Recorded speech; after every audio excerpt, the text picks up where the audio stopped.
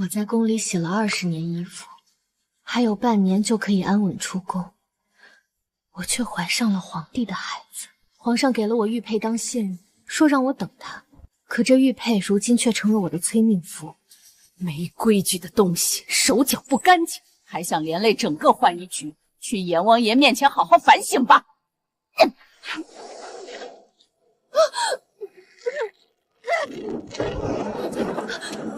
你是谁？放开我！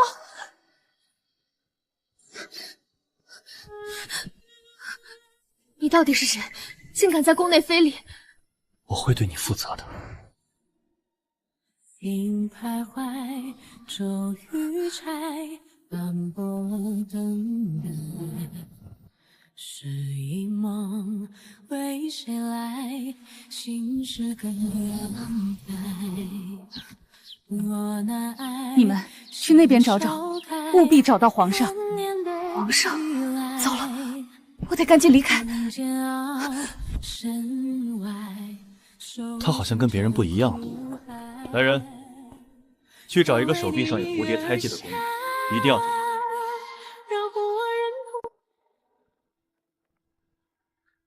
萧恒，你为了不与秀女同房，竟躲到这么偏僻的地方。母后恕罪，女子近身，儿臣会吐。你都25了，膝下连个子嗣都没有，以后江山如何传行？从今天开始，哀家每天给你换一个秀女，总有一个你喜欢的。母后，太后娘娘，您看那儿。萧恒，这是怎么回事？昨夜临亲了一名宫女。什么？哪个宫的？长什么样？不知道，不记得，只是朕好像跟她在一起整晚没有吐。没吐就好，没吐就好啊！总算出现一个能让你接受的女子，看来哀家很快就能抱上孙子了。那宫女呢？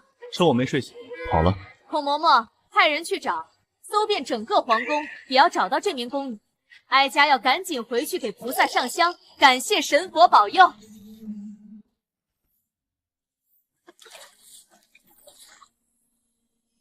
昨天那人真的是皇上吗？如果被别人发现，我这条命怕是保不住。荣婉欣，你磨磨蹭蹭干什么呢？又想偷懒是不是？衣服洗不干净，今儿就别想吃饭。没有，嬷嬷，我没有偷懒，我这就洗。还敢顶嘴？看你这副要死不活的样子，还敢说没有偷懒？怕不是年纪大了，还学人家少女思春？都快40了，还思春呢。这要是在家里，怕是都要当祖母的年纪了吧？就是，出去了也是个为老不尊的。可惜宫里只有一个男人，是你这辈子都够不着的。手里活都干完了，竟敢私下议论主子，你们想死可别连累我。他怎么看起来不太一样呢？都2个月了，让你们找个人都找不到，真是废物！皇上，您说的宫女找到了，在哪儿？只是那宫女好像年纪有点对不上，走，去看看再说。都给我手脚麻利点儿，谁要是洗不干净，得罪了贵人们，自吸你们的皮。刘嬷嬷，贵妃娘娘的流云暗纹锦袍昨日便该送来锦华宫，为何今天还未到？耽误了贵妃娘娘参加宫宴。你有几颗脑袋够看？哎呦，劳烦音乐姑娘亲自跑一趟，您先坐下喝口茶。坏了，最近宫宴竟然忘了锦华宫的柳贵妃，这可如何是好？姑娘息怒，是这老奴手脚笨拙，耽误了娘娘的衣物。啊，好大的胆子，连贵妃的衣服都敢耽误，我看你是活得不耐烦了。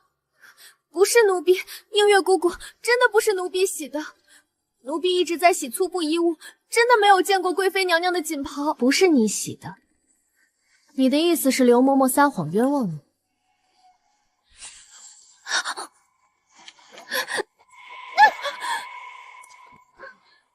放肆！还敢跟映月姑娘顶嘴！我一个掌事嬷嬷，还能冤枉你不成？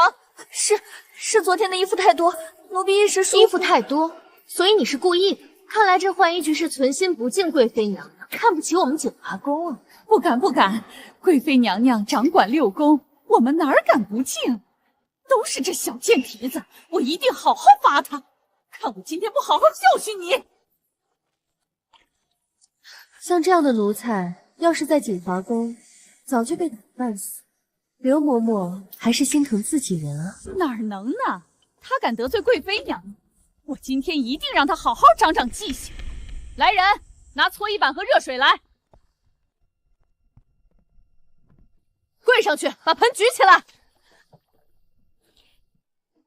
给我跪足半个时辰，再把今天其他人的衣服都给我洗了，我就饶你一命。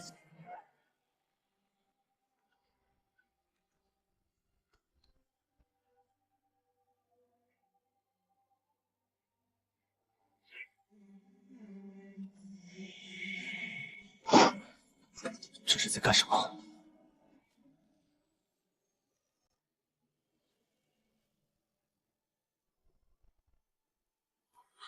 参见皇上，参见皇上。为什么看着他有种熟悉的感觉？那天的人会是他吗？起来吧。谢皇上。手腕上没有胎记，这是发生了何事？回皇上，是这奴才昨天没洗干净贵妃娘娘的衣服，老奴这才稍加惩戒。这叫稍加惩戒，再打下去就没命了。若传到民间，还以为朕这宫里苛待世人。是老奴考虑不周，皇上恕罪。你身为诊室嬷嬷，苛待宫人，罚俸1月。是皇上。你下去养伤吧。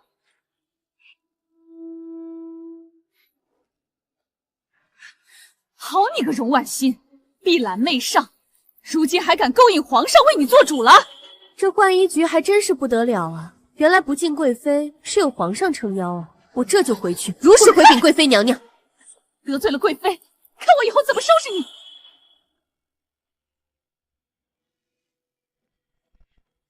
继续全宫寻找，尤其留意浣衣局。是，皇上。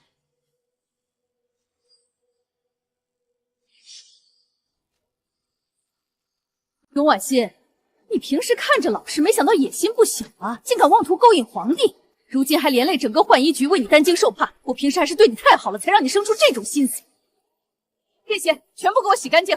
还有，以后你只配给太监洗衣服，贵人的衣服你碰都别想碰。痴心妄想，也不看看自己什么模样。嬷嬷说了，你喜欢勾引人，想必火气重，不怕受害。住柴房正好让你静静心。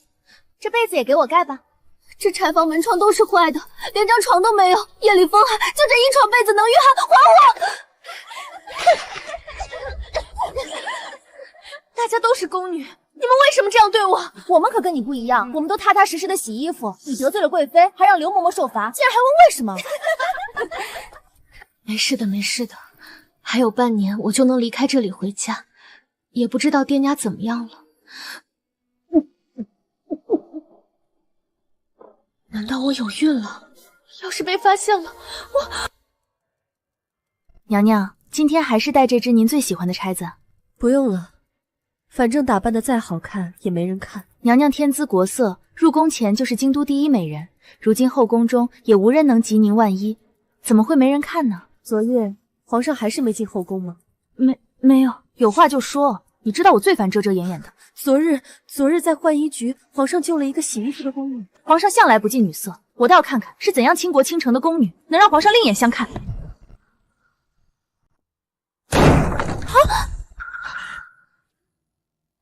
听说昨日有人仗着皇上撑腰，故意洗坏本宫的衣服，请出来见见吧。贵妃娘娘，就是他，就是这贱婢。参见贵妃娘娘。我还以为是有人仗着姿色媚上祸主呢，没想到又老又丑，怕不是用了什么下作手段，才让皇上为你输。奴婢不敢，那日皇上只是偶然路过，奴婢什么都没做。哼，人老珠黄，粗鄙卑贱，没有半分姿色。本宫劝你不要痴心妄想，觊觎不属于你的东西，认清你的身份，安分守己，莫要自不量力。贵妃娘娘，奴婢真的什么都没有做，皇上确实只是路过浣衣局，恰好撞见。来人，掌嘴！敢在本宫面前做出这种恶心人的样子，你敢发誓之前没有私下勾引过皇上？2个月过去，皇上应该是不记得我了。若是承认，贵妃不会放过我的。奴婢没有，请娘娘明鉴。没有？那为何皇上会过问一个小小宫女的事？这宫里每天有无数宫人被罚，怎么不见皇上都去救？奴婢不知，但是奴婢确实什么都没做。你最好是没有。今日本宫便好好教你何闻本分。防止你以后行差踏错。映月，再给他点教训。贵妃娘娘，奴婢真的什么都没做，您饶了奴婢吧。装模作样，惺惺作态。映月，动手！是。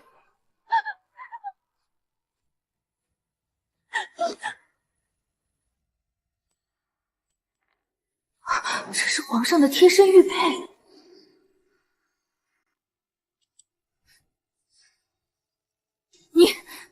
你竟敢骗本宫！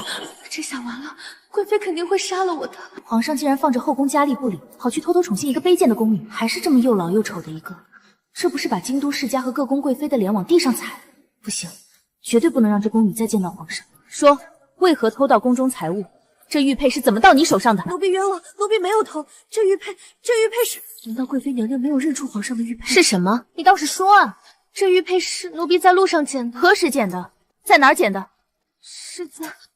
说不出来还想狡辩，这玉佩分明就是你偷的。来人，既然做奴才的手不干净，就给他长长记性，上示刑。老实点。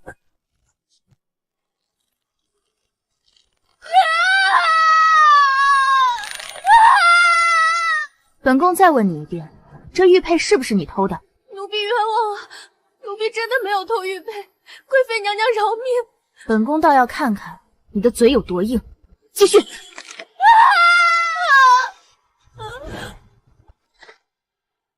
哼，晕的倒快。来人，用水把他泼醒。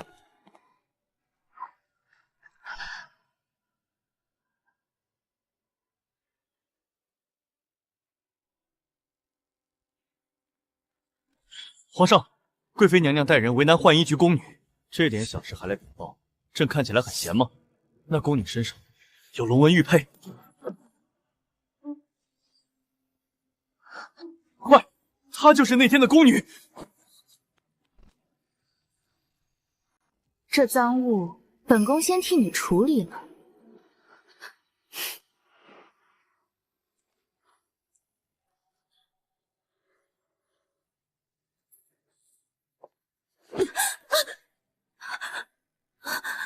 我看看你身上还有没有偷别的东西。不要！贵妃娘娘，您看，这贱婢身上果然藏了不少赃物。不是，这些不是我的，我真的没有偷。人赃并获，还敢狡辩？这就是你教的人，我看真是活腻了。贵妃娘娘饶命！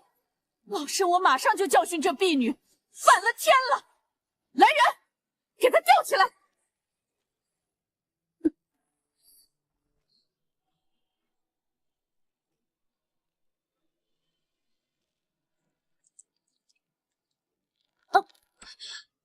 本宫执掌6宫，待人向来宽和。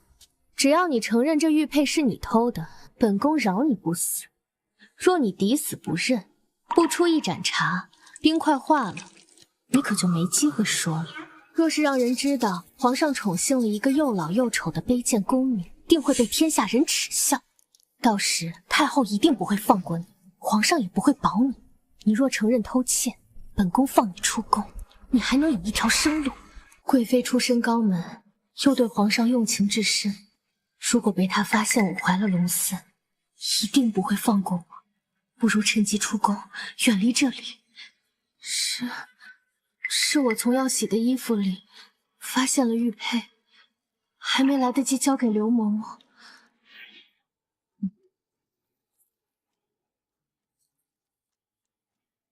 没规矩的东西，手脚不干净，还想连累整个浣衣局？去阎王爷面前好好反省吧！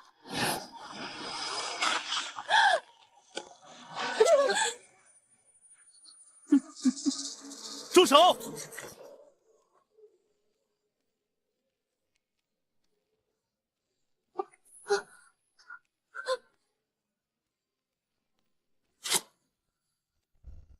住手！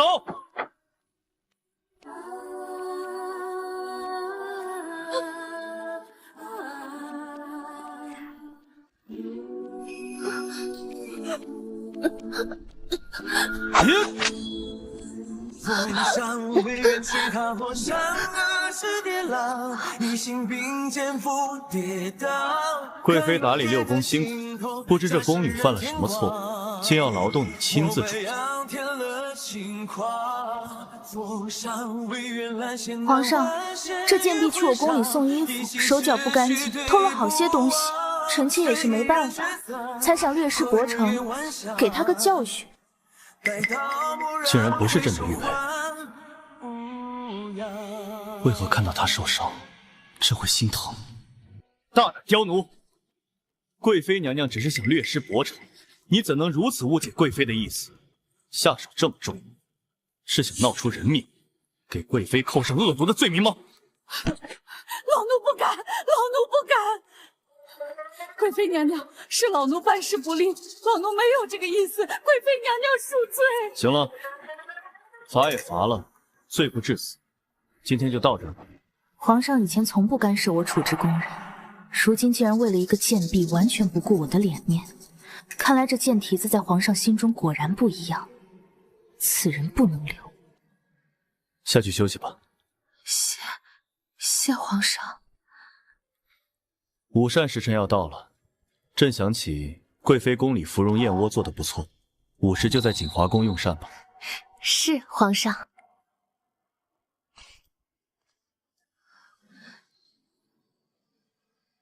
他是刻意来救我的吗？怎么可能？估计早就不记得了。他是来接贵妃的。是谁笑我人如霜，心如墨？是谁看我一身淡人离？有孕的症状越来越明显，这样下去被发现就死定了。孩子，娘跟你没有缘分，咱们下辈子再做母子吧。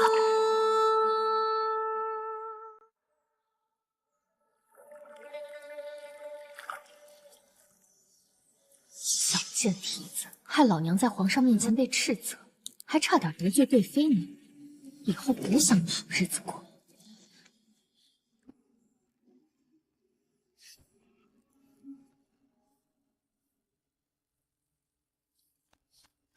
荣婉欣，你这衣服是怎么洗的？这跟没洗有什么区别？嬷嬷，这衣服已经洗了3遍，再洗会坏掉的。老娘在浣衣局30年，轮得到你来教我？拿回去重洗，洗干净，今天就别想吃饭。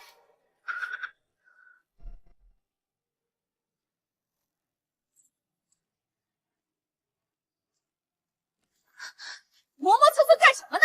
后来耍滑是不是？想挨板子了？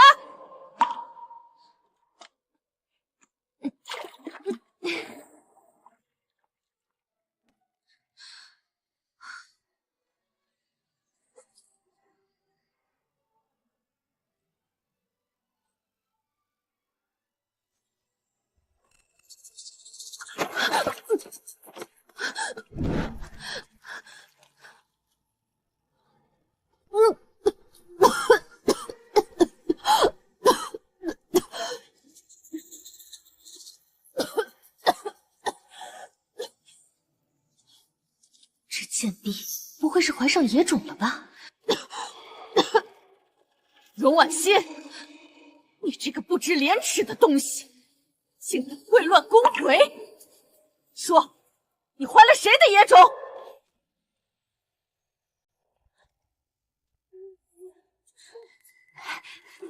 你看，真是没想到啊！他平时看着挺老实的，没想到会做出这种事儿，真是人不可貌相。平时他就不是个安分守己的，你忘了前几天他还勾搭皇上，惹了贵妃娘娘不高兴，这下我看他怎么收场。我看啊，他这次不死也要脱层皮。秽乱宫闱，这可是大罪。可惜了，本来好好的一个人。没有，刘嬷嬷，我真的没有。您别听他们胡说，我只是最近身体不适，胃口不好。身体不适，骗鬼呢！你这套骗别人还行，我什么没见过，还想拿这种话糊弄我？你这不守妇道的贱婢，留着也是宫里的祸害。这种人就该送去慎刑司，好好拷问拷问。就是，免得连累我们浣衣局的名声。来人，把他给我绑起来，押送慎刑司彻查。我倒是要看，是哪个不要命，能在宫里做这种事。慎刑司，嬷嬷不要！慎刑司都是竖着进，横着出，我进去会死的。嬷嬷饶命啊！给我滚开！你们还不快把他拉走！你们别过来！我不去慎刑司！快把他拖走！你们放开我！你放开我！刘嬷嬷，我真的只是太累了，胃口不好，求您放过我！这是怎么了？那个不是浣衣局的宫女吗？听说她怀了野种，秽乱宫闱，刘嬷嬷要把她送去慎刑司呢。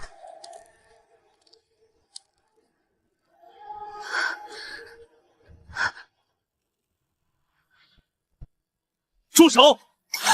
光天化日，在公道上吵吵嚷嚷，成何体统？皇上万岁万岁万岁！老奴惊扰了圣驾，罪该万死。这是怎么回事？回皇上，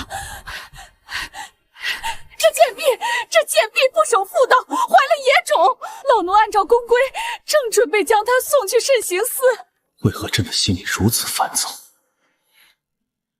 带回偏殿，朕要亲自审问。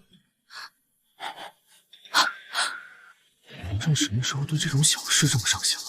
这贱婢屡次得皇上庇佑，不会真得了皇上青睐吧？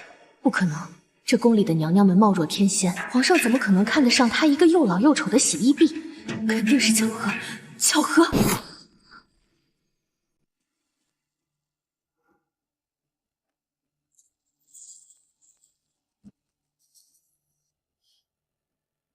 站着回话吧。刘嬷嬷说你秽乱宫闱，你可有话说？玉佩被贵妃丢了，我没了信任。若此时说出怀了她的孩子，她会信我吗？你不必害怕，有什么委屈大胆的说，朕给你做主。回皇上，奴婢近日身体不适，引得刘嬷嬷误会，因此才会被送往慎刑司，求皇上开恩。皇上明察，这荣婉欣近几日频繁干呕嗜睡，明显就是妇人怀胎的症状，定是行为不检，跟哪个不知死活的私通怀了野种。可曾让胡太医诊断？未曾，奴婢只是浣衣局的宫女，不敢劳动太医院的胡太医。不是什么大病，休息几日会好的。来人，传胡太医。皇上，奴婢真的只是近日饮食不调，不必惊动胡太医的。你既然觉得我冤枉你，现在皇上开恩，让胡太医给你诊断诊断，你还不快谢恩？死丫头，我看一会儿胡太医诊出喜脉，你如何狡辩？我就不信皇上还能对一个怀了野种的卑贱老妇有兴趣。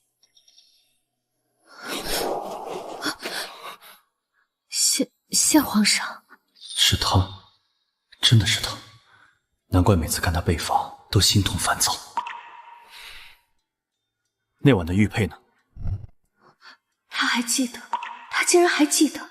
那日，贵妃扔到枯井里了。去枯井里找。是。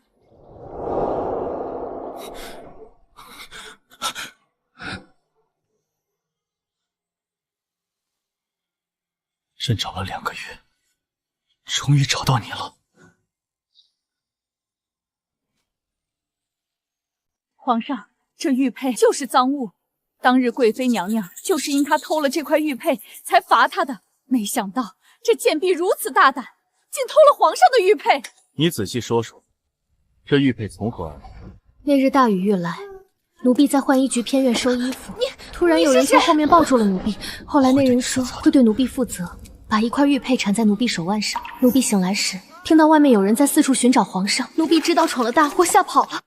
原来朕一直在找的人就在身边，难怪每次见到他都会觉得熟悉。看他受苦，会忍不住心疼和想阻止。原来他就是那天晚上的人。皇上，他这是亲口承认了与他人通奸有染，身为宫婢却如此不知羞耻，做出这种伤风败俗的事。他近日种种，定是怀了野种无疑。刁奴，膝下妹上当着朕的面就敢无凭无据的给人定罪吗？老奴不敢，老奴不敢。胡太医，快给他看看。是皇上。回皇上，这位姑娘已有2月身孕，胎相安稳，只是母体有些虚弱，需要好好调理。皇上，老奴没有冤枉她，她果然是怀了野种，还请皇上将她打入慎刑司，以正宫规。来人，把他给我拖下去，掌嘴50。皇上英明，皇上，你抓错人了，触犯宫规的是荣婉欣啊！你口口声声骂朕的孩子是野种，难道不该罚吗？她怀的竟然是您的孩子！拉下去。对了，胡太医，你也可以退下。是朕让你受苦了。奴婢以为皇上当日只是随口说说，没想到皇上竟当真还记得奴婢。朕一直在找你，以后有朕在，没人敢再欺负你。皇帝，到底是怎么回事？什么浣衣局宫女，什么龙胎？皇额娘，事情是这样的。那日我药性失控之下误入浣衣局偏院，与一宫女发生了关系，而后我留下贴身玉佩作为信物。我苦寻她数日无果，直到今日她遭人污蔑欺凌，我才发现那晚与我婚存的人是婉欣，而且婉欣还有了身孕。太好了，真是祖宗保佑，哀家终于对得起萧家列祖列宗了。好孩子，婉儿这么多年膝下无子，哀家日夜忧心，这一胎来之不易，真是天大的缘分啊！是奴婢的福分。母后，婉欣如今怀着皇嗣，浣衣局那种地方是万不能再回去了。那是必然。虽说出身低微，但怀有皇嗣，就先封为正八品才女，等生下孩子再慢慢晋升，以免后宫多生事端。好孩子，先委屈你了。奴婢多谢太后娘娘恩典。你以后是这宫里的主子，就不要再自称奴婢了。来人，立刻去把婉晴轩收拾出来。那地方清静，也不用与别人同住，适合养胎。别拜了，别拜了，你不嫌累，哀家的皇孙还累呢。还差什么？恒儿带着去婉清轩看看，再添置吧。哀家就先回宫了。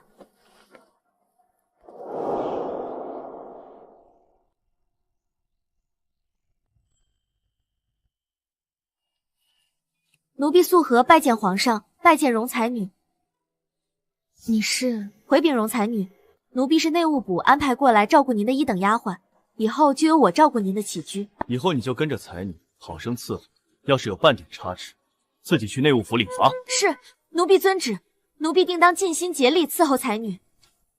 好，看看宫里还缺什么，抓紧置办。下去。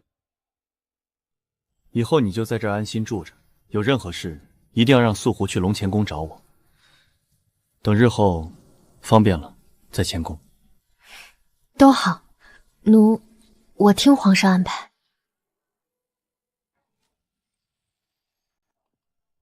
贵妃娘娘，不好了，外面都在传皇上册封了一个浣衣局的宫女资助婉晴轩。一个贱婢撑死了就是个更衣，有什么好大惊小怪？不是的，贵妃娘娘，是正八品才女，也不过是个上不得台面的东西。可是那才女她还怀有龙胎。什么？一个贱婢竟然怀上了龙胎？哪个宫的？叫什么？就是那个浣衣局的荣婉欣，您上次教训过的那个，竟然是她。她凭什么？一个年老卑贱的宫女也配怀有龙嗣？为什么后宫佳丽3000，即便不是我，哪怕是任何一个宫里的妃嫔都有资格怀上龙胎，但是她一个浣衣局的低贱宫女，到底凭什么？皇上他在想什么？娘娘慎言，小心隔墙有耳。隔墙有耳又怎样？这是整个后宫的耻辱。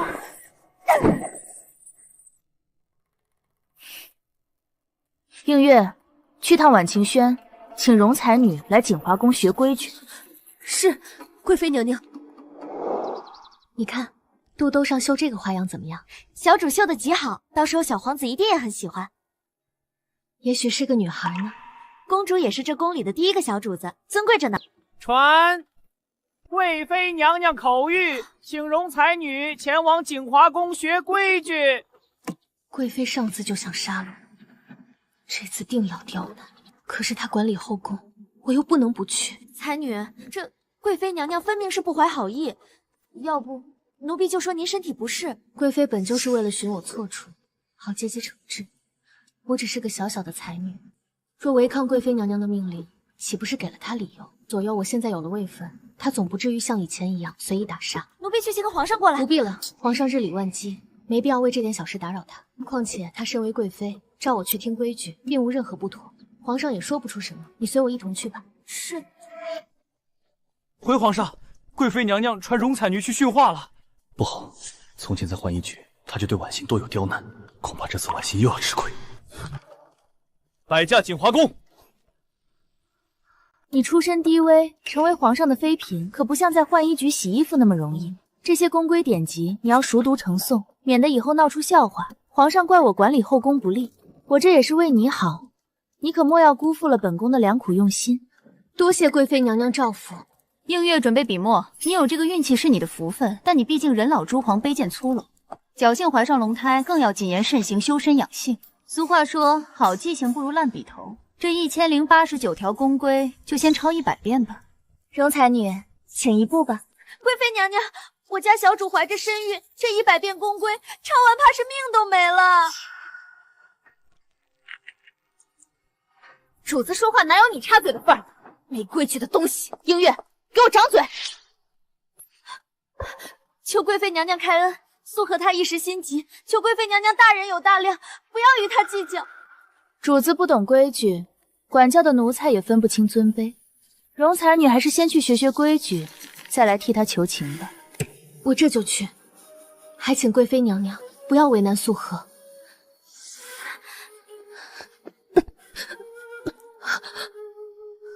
好痛，孩子，我的孩子！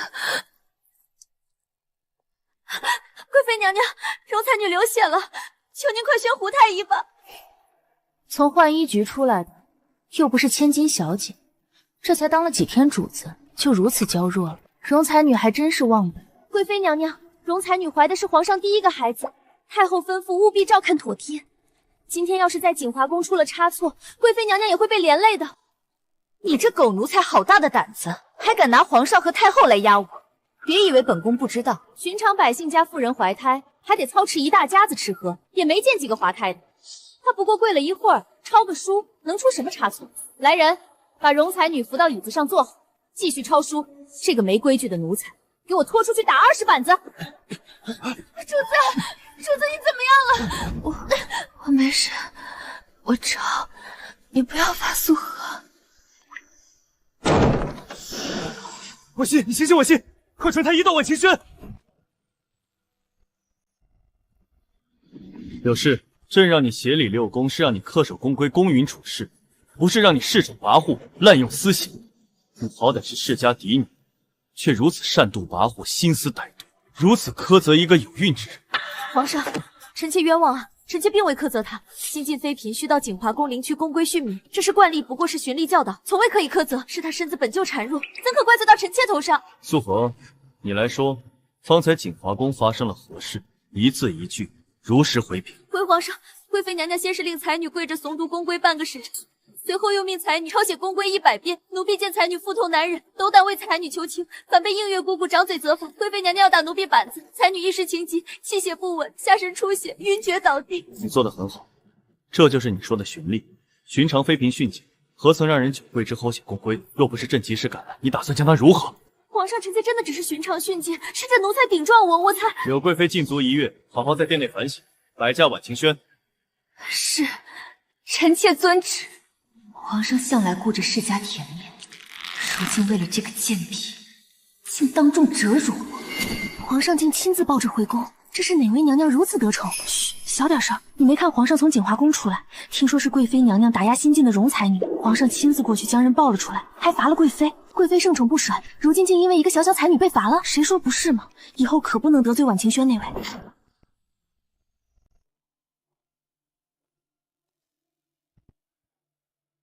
胡太医，快过来看看。是。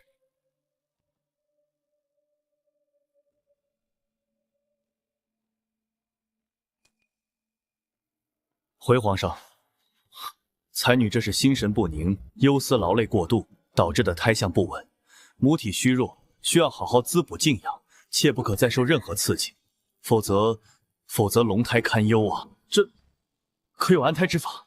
微臣先开一副安胎药，按时服用，7日之后可保无虞。那还不快去写药方？一定要用最好的药，将才女的身体调理好。是皇上，微臣定当竭力。素禾，你今天做得很好，以后你家主子的膳食汤药你都要仔细盯着，每一样食材、每一味药都要亲自看过才能给主子用。是，奴婢遵命，奴婢一定寸步不离地守着才女。太医，以后才女就交给你照料，每日都要过来给才女诊脉，早晚各一次。若有任何异样，哪怕是轻微的不对劲，也要立刻禀报朕，一刻也不能耽误。臣遵旨，臣定当尽心尽力。好了，你们先退下吧。是。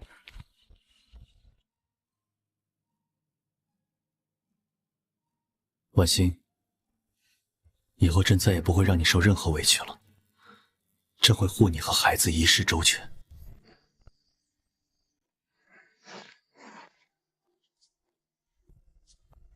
容才女接旨。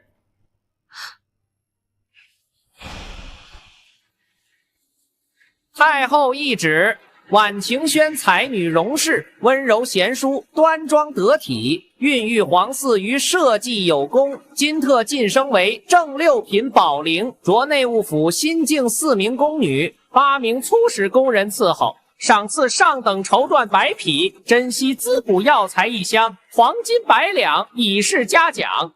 养胎期间，免去请安跪拜，钦此。臣妾谢太后恩典，太后千岁千岁千千岁。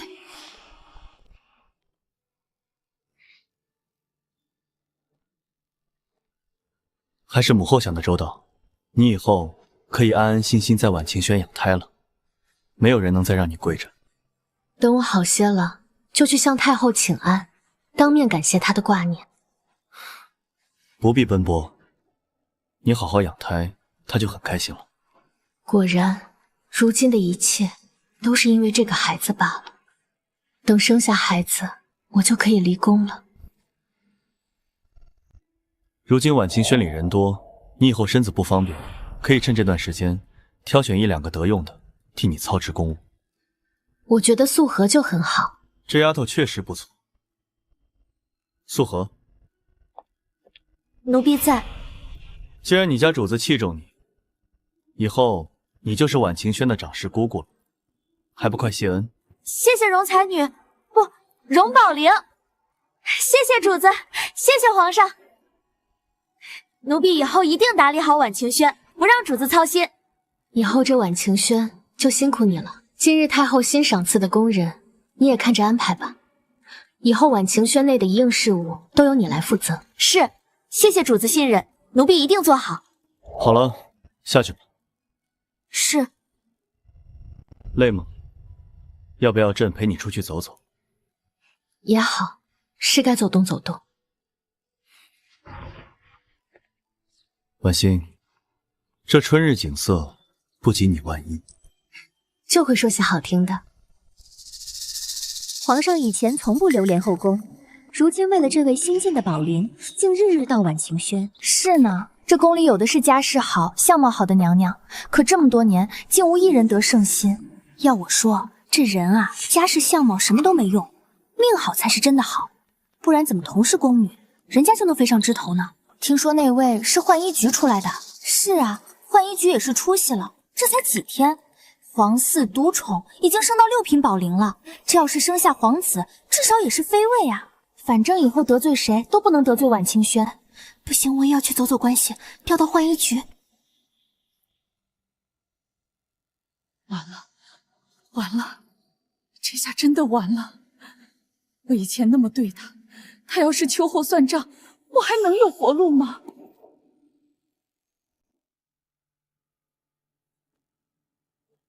老奴以前有眼不识泰山，狗眼看人低，老奴不是人，老奴知道错了。求宝林责罚，宽恕老奴。现在知道求饶了？当初欺负我们主子的时候，你可是得意的很，竟然还有脸来求饶？主子，奴婢这就把他轰走，省得他碍您的眼。扶他起来吧。主子，您忘了当初……照我说的做。是，主子。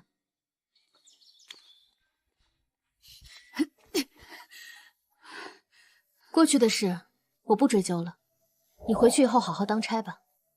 宝玲，您真的不怪我，以后都不追究了。你虽然为人刻薄，媚上欺下，但是我在浣衣局的20年，你也曾经照顾过我。我看到你，想到了我的母亲。我希望我没在身边的日子，如果她妨碍到别人，也希望别人能饶恕她一次。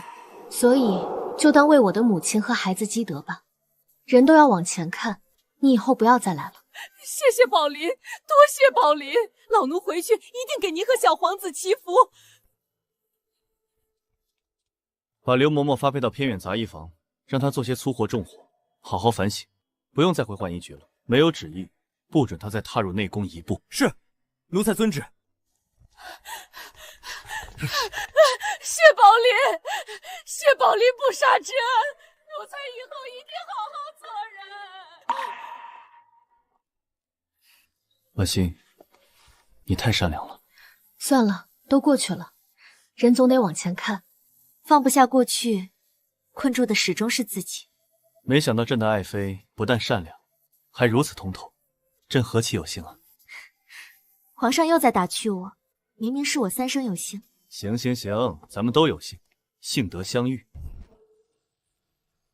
荣婉欣那个贱人，凭什么她能得到皇上的独宠？凭什么她能怀上皇嗣？我出身河东柳氏，百年世家，自小便有美名，入宫这么多年，凭什么留给一个40岁的浣衣局宫女？娘娘，您消消气，气坏了身子不值得。奴婢已经想好了万全之策。真的？你说的是真的？千真万确，娘娘，奴婢都安排的妥妥当当的，绝对不会出问题。我看没了那个孽种，他还怎么猖狂？做得干净利落点儿，千万别留下把柄。要是出了问题，你知道后果。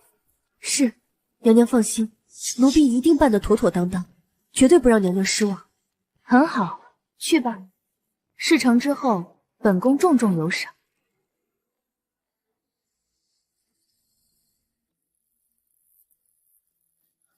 还好没人。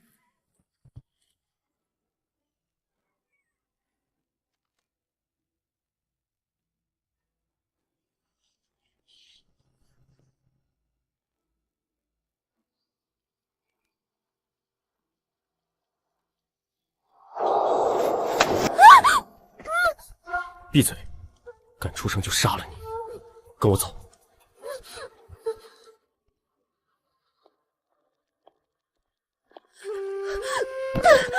皇上，人赃并获。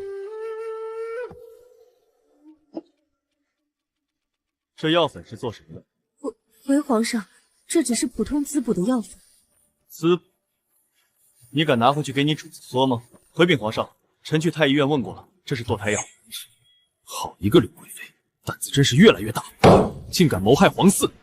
先把这药粉拿到太医院查验，然后封存好，再把人关进天牢，问出口供，签字画押，然后让他滚回锦华宫，不得对柳贵妃提起此事。日后朕自有安排。是，皇上。柳江很好，百年世家的日子还是过得太舒服。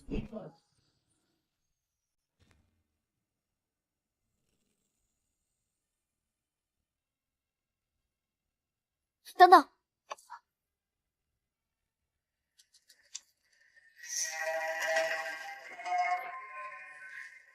没问题，可以端过去了。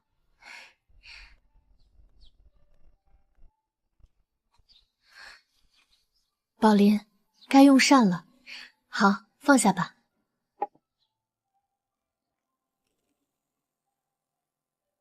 皇上万安。免礼，都下去吧。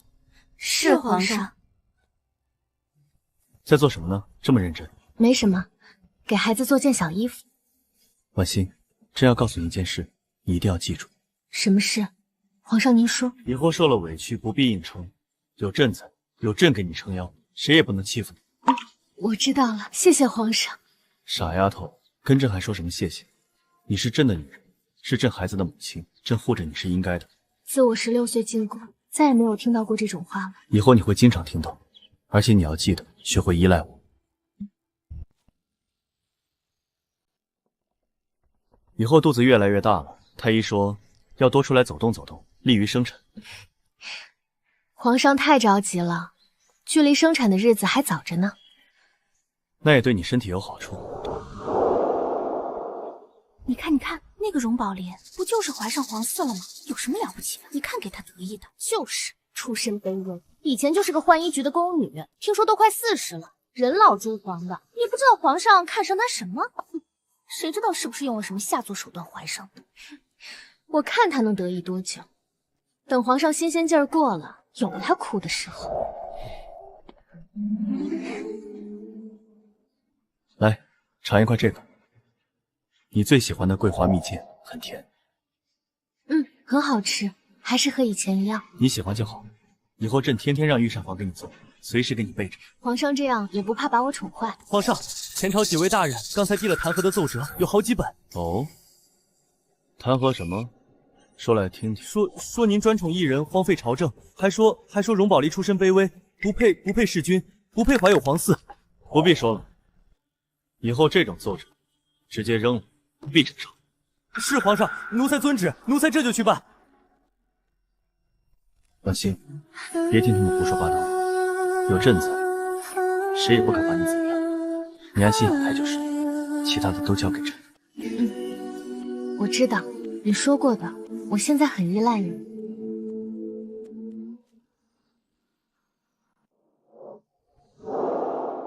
哎，你们听说了吗？这个荣宝莲啊，以前可是浣衣局的宫女呢。真的假的？浣衣局的宫女，那手都得有茧子了吧？那还用说？我听人说，她今年都40岁了，一个卑贱奴才，人老珠黄的，竟然怀上了皇嗣，真是没天理。就是，没想到皇上好这口。我看啊，肯定是他用了什么狐媚手段迷惑皇上，不然皇上怎么可能看上他啊？哼！一个浣衣局的宫女爬上龙床又怎么样？麻雀使就变不成凤凰。主子，他们乱嚼舌根，你千万别往心里去。奴婢这就去撕烂他们的嘴。算了，素荷，别去了，由他们说去吧。嘴长在他们身上，我们管不了那么多。只要皇上信我就够了，其他人怎么说，我不在乎。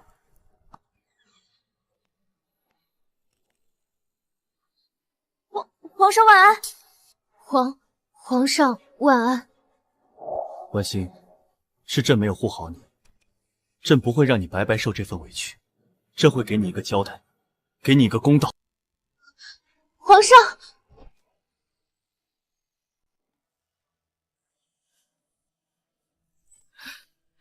传皇上口谕：乱议主上者，杖责50，贬至行宫洒扫，公开行刑，命所有宫人过来观刑，以以为戒。皇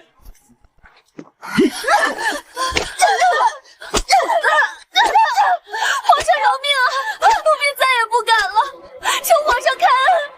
奴婢知错了，奴婢真的知错了，以后再也不敢了，求皇上饶命！老奴知错了。老奴再也不敢了，求皇上开恩，饶了老奴这一次吧。拖下去，贬往行宫。没有朕的旨意，永远不准踏入京都。让他们好好反省。是。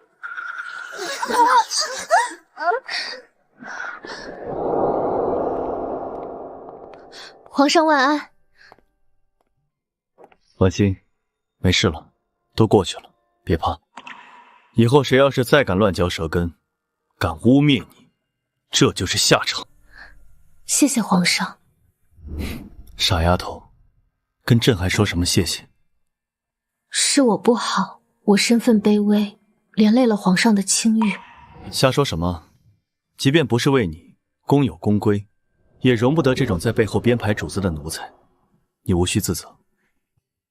婉欣，你要记得，你拥有的一切都是你应得的。你说过，人要往前看，不管你以前是什么，你已经是朕的妃嫔，如今又怀了孩子，你就是这后宫最尊贵的人。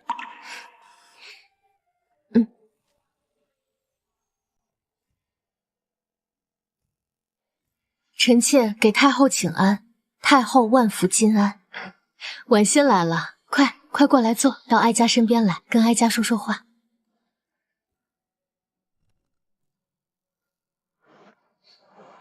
你看这对镯子，这是哀家当年刚入宫时先皇赏给哀家的，戴了几十年了。如今哀家年纪大了，用不上这东西，给你戴着正好。多谢太后，这么贵重的东西，臣妾怎么好意思收下？跟哀家客气什么，傻孩子！你现在怀着哀家的皇孙，这可是天大的喜事，这些东西都是应该给你的，你就安心收下，不用跟哀家见外。你现在怀着身孕，一定要好好照顾自己，平时要多注意休息，不要太劳累，更不要生气动怒。饮食上也要注意，多吃些补品，好好补补身子。这安胎的药也要按时吃，知道吗？有什么事儿就告诉哀家，或者告诉皇上，千万不要自己硬扛着。太后放心，臣妾都记住了，一定会好好照顾自己和腹中的孩子的。顾着孩子，也得顾着你自己。孩子固然重要，你也很重要。多谢太后关心，太后对臣妾这么好，臣妾感激不尽，一定会好好孝顺太后的。好，你有这份孝心，是个好孩子。过几日宫中举办春日宴，咱们好好热闹热闹。臣妾都听太后娘娘安排。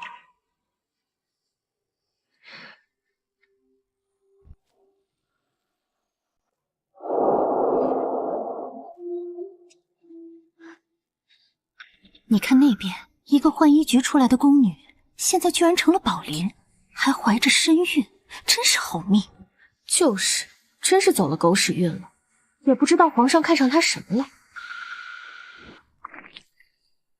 哎呀，真是抱歉，龙才女，哦不，现在是龙宝玲了，真是不好意思，手滑了一下，弄脏了你的裙子，真是对不住啊。不过话说回来，荣宝玲出身卑微，以前在浣衣局洗衣服，天天跟水打交道，应该习惯这种湿乎乎的感觉了吧？这点小事应该不会放在心上吧？李美人说的对，天天在浣衣局洗衣服，身上有点水，不是常事吗？就是，荣宝玲可不要忘记来时路啊！浣衣局的水能把衣服洗干净，李美人这脏水如何能比？你一个小小的6品宝林竟敢顶嘴！今天我就好好教教你什么是尊卑有别！放肆！哀家竟不知，这后宫何时轮到一个小小的美人训诫宫嫔了？李美人，你好大的架子，当哀家和皇帝死了不成？太后恕罪，只是龙宝玲她以下犯上，臣妾一时心急，这才想教她规矩。李美人绝不敢对太后和皇上不敬。以下犯上，李美人当众失仪，惊扰皇嗣，降为8品彩旅，裁撤宫人，禁足3月，在自己的宫殿里好好反省，没有旨意，不准踏出宫门一步。皇上开恩，皇上开恩啊！臣妾真的知错了，求皇上开恩，求皇上再给臣妾一次机会。带下去。是。皇上开恩啊！臣妾知错了，臣妾真的知错了。你没事吧？回皇上，臣妾没事，只是裙子湿了一点而已，不碍事的。皇上不用担心。传朕旨意，小玉6宫，荣宝玲温柔贤淑，品行端正，孕育皇嗣辛苦，晋为4品美人。是皇上，奴才遵旨。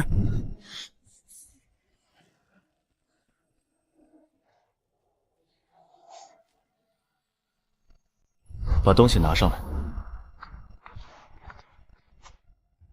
婉清，来看看这个东西，喜欢吗？皇上，这是……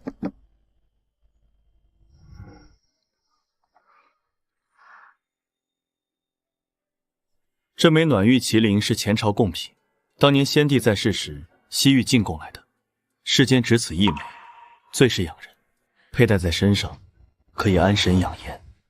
你现在怀着身孕，戴着正好，可以安胎，护着你和孩子都平平安安的。喜欢吗？喜欢，但这是贡品，臣妾怎么能用这么贵重的东西？若不遇到合适的主人，它就只能是死物一将。玉就是要带在身边才有灵性，你能喜欢，是这玉麒麟的福气。今天你要答应朕，记得第二件事，你配得上这世间的一切。皇上居然把这么珍贵的暖玉麒麟都给他了，真是太偏心了。就是啊，那可是前朝贡品，世间只此一枚，真是羡慕死人了。你们可小点声吧，想想刚才李美人的下场。荣婉欣，你这个贱人，就知道惺惺作态勾引皇上，成为整个后宫的笑柄，本宫绝对不会放过你的。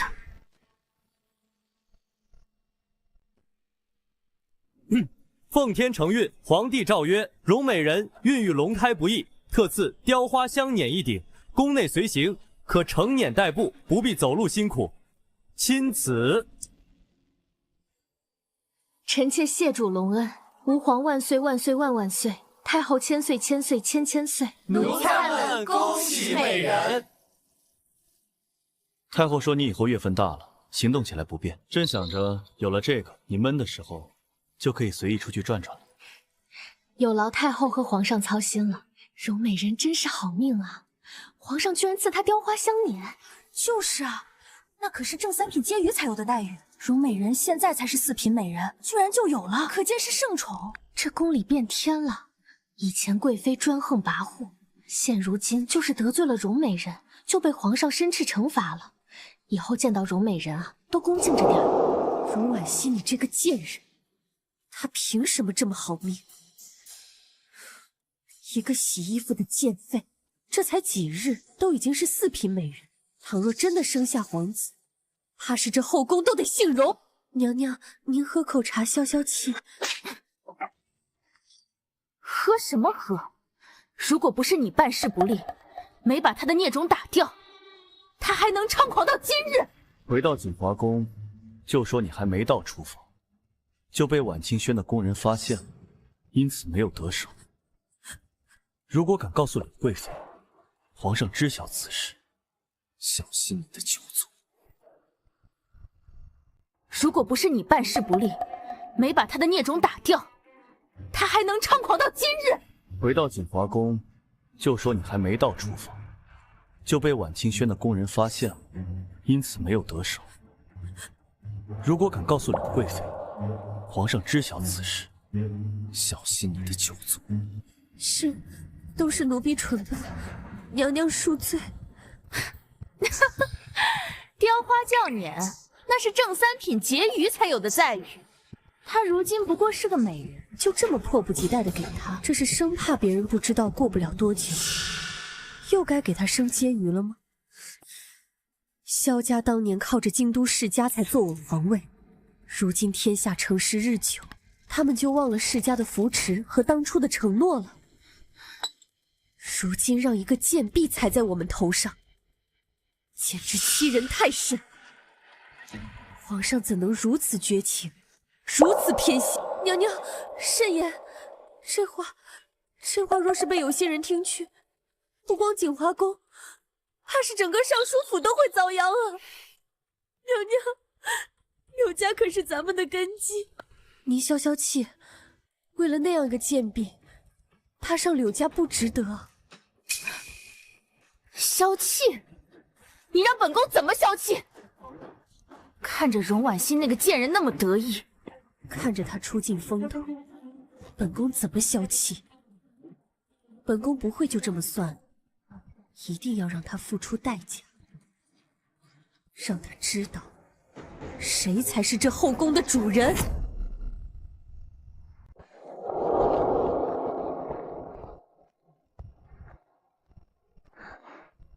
娘娘您看，这紫檀软榻是皇上特意吩咐内务府定制的，软垫松软，最适合您如今身怀有孕倚杠休息。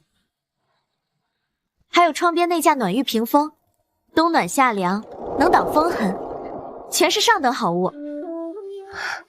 真好，比我想象中的还要好。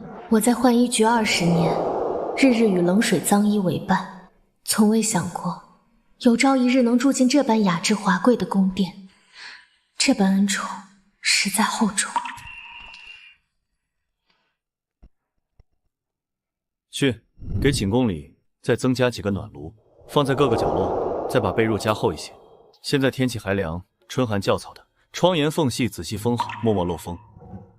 狐裘砖垫每日更换，熏香只用温和安神的白檀，一定要保证你们主子起居安稳，知道吗？是皇上，奴才遵旨，奴才这就去办，保证让娘娘住得舒舒服服的。婉欣，这寝宫布置的还喜欢吗？喜欢，臣妾很喜欢，谢谢皇上，多谢皇上厚爱。喜欢就好，这是你的寝宫，你住着舒服才是最重要的。回头想要什么就告诉朕，或者直接吩咐内务府，你想怎么布置就怎么布置，怎么舒服怎么来。皇上事事周全，臣妾惶恐。臣妾出身卑贱，半生困顿，从未奢求过这般照料。不要妄自菲薄，没人能选择自己的出身。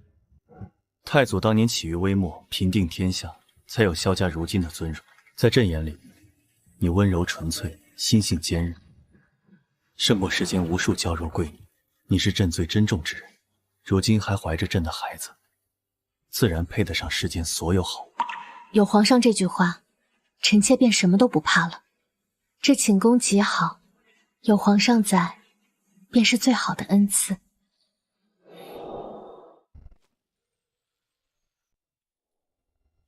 臣吏部尚书柳长风有本启奏，事关皇室威严，朝堂体面，臣不敢不言。讲。皇上，荣美人出身浣衣卑贱之地，年近40，身份低微粗鄙，从前不过是宫中洗衣嬷嬷，如今骤然身居4品美人，身怀龙翼，破格享有独居主殿，承辇代步之权，礼制御举，亘古未有。皇家血脉尊贵圣洁，此等卑贱妇人不配孕育皇嗣，更不配成为未来皇子生母。依柳尚书所言，何为尊贵？出身世家，身披华朝，便是尊贵；心性纯良，温婉祥善，便不值一提。皇上，皇室尊贵重在门拜根基，世家联姻，稳固朝纲，是100年礼法。荣氏无家世，无背景，无品阶根基，骤然身居高位，坏后宫规矩，乱朝堂平衡。如今朝野流言四起，民间议论纷纷，皆言皇上偏爱卑贱宫人，罔顾礼制，此事有损皇家颜面。朕在位多年，肃贪官，固边疆，百姓安居乐业，何时因一己私心损害朝堂分毫？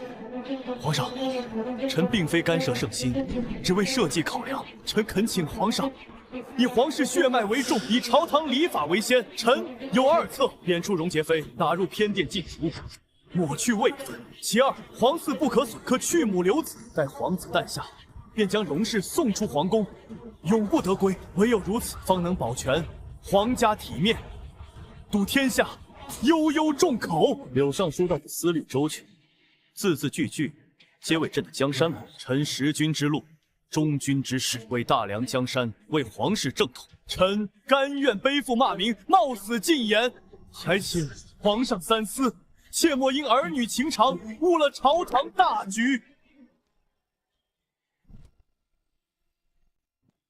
荒唐，简直是荒唐至极！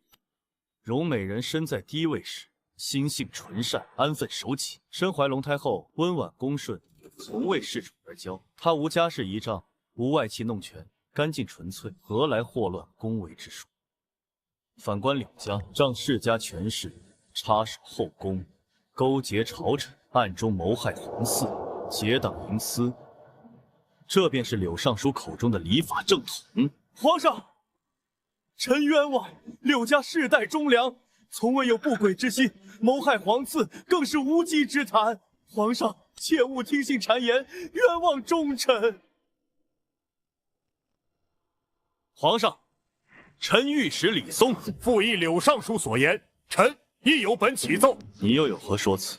皇上，皇后仪态关乎国运，皇子生母关乎龙脉正统。荣氏出身卑贱，年岁衰老，身为浣衣工人，常年劳作，身形粗陋，学识浅薄，无世家女子之德行。此等妇人，绝无资格诞下皇家嫡脉，更无资格抚育储君。臣恳请皇上去母留子，暂且保留荣氏腹中龙胎，好生供养。待皇子平安降生，即刻将荣氏赐死或逐出宫门。皇子则世家贵女为养母，方能培育合格储君。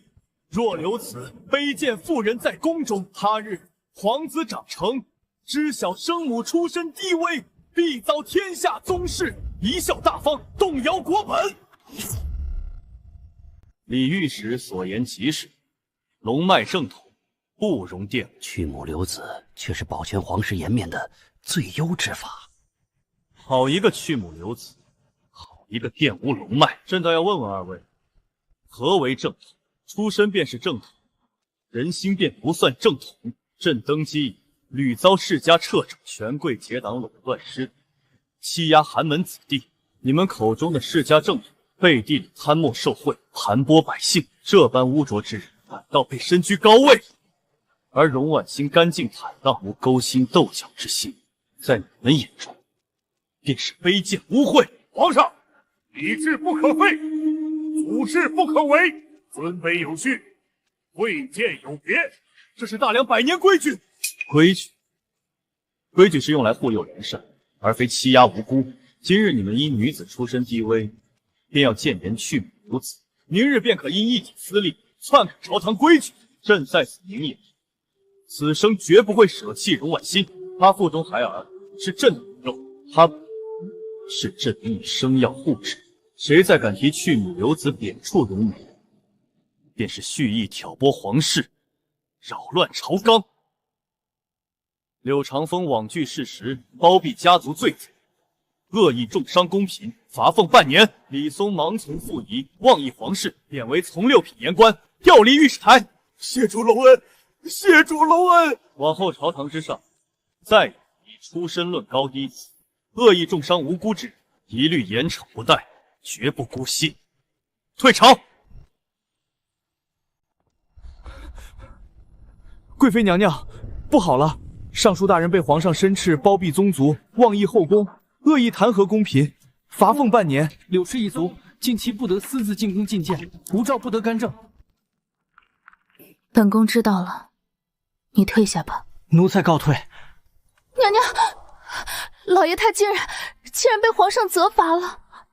我知道，我柳家百年世家，世代簪缨，父亲身居吏部尚书，为了我，不惜在朝堂之上直言进谏，到头来换来如此下场。娘娘，皇上从前向来顾及柳家颜面，从未这般不留情面，定是那荣婉心吹了枕边风。不是他，是皇上，从来没有把我放在心上罢了。如今天下太平，自然是嫌世家碍眼了。我出身河东柳氏，自幼熟读诗书，精通琴棋书画，容貌家世无一不是顶尖。入宫数载，恪守妃嫔本分，哪怕皇上常年不踏足后宫，我也从未越矩。我想要的从来不是权势，只是他一丝垂礼。娘娘这般好，是皇上没有眼光。那荣婉心年老粗鄙，出身卑贱，哪里比得上娘娘分毫？可偏偏他能得到皇上独一无二的偏爱，能让向来冷漠禁欲的皇上破例，能让皇上不惜得罪百年世家，也要护她周全。我堂堂世家嫡女，倾尽数年真心，竟不如一个浣衣局出来的卑贱宫女。父亲为我朝堂发难，反被斥责，柳家颜面尽失，这笔账我不会忘。荣婉欣，她凭什么夺走本该属于我的一切？皇上既然无情，就休怪我无义。娘娘三思，如今皇上偏听偏信，万万不可冲动行事。我柳家人生来傲骨，从不认输，就算跌落尘埃，也绝不会向卑贱之人低头。娘娘，汤药已经温好了，趁热服用，对腹中龙胎有益。朝堂之事不过是朝臣妄议，有皇上在，不必忧心伤神。本宫虽身在深宫偏院，可朝堂风声终究还是传进来。柳尚书当众弹劾，李御史附议，满朝文武皆道我出身卑贱，不配孕育龙嗣，甚至谏言去母留子。我本就是浣衣局的一介宫女，年近40，粗鄙无识，无家世无靠山。他们所言句句属实，我的确配不上95至尊的皇上，也配不上尊贵无双的皇家龙脉。娘娘切勿妄自菲薄，宜心性善良、纯粹通透，远比那些心机深沉、依仗家世作威作福的贵女干净。皇上看重您的本心，有皇上的恩宠在，您就是最尊贵的。看重帝王之心最是难测，他如今护我，不过是因为腹中孩子。若是没有这个孩子，我终究是宫里一粒不起眼的尘埃，随时可以被舍弃。我从不敢奢求宠爱，只求平安生下孩子，安稳离宫，重回平淡生活。谁说你随时可以被舍弃？无需多礼。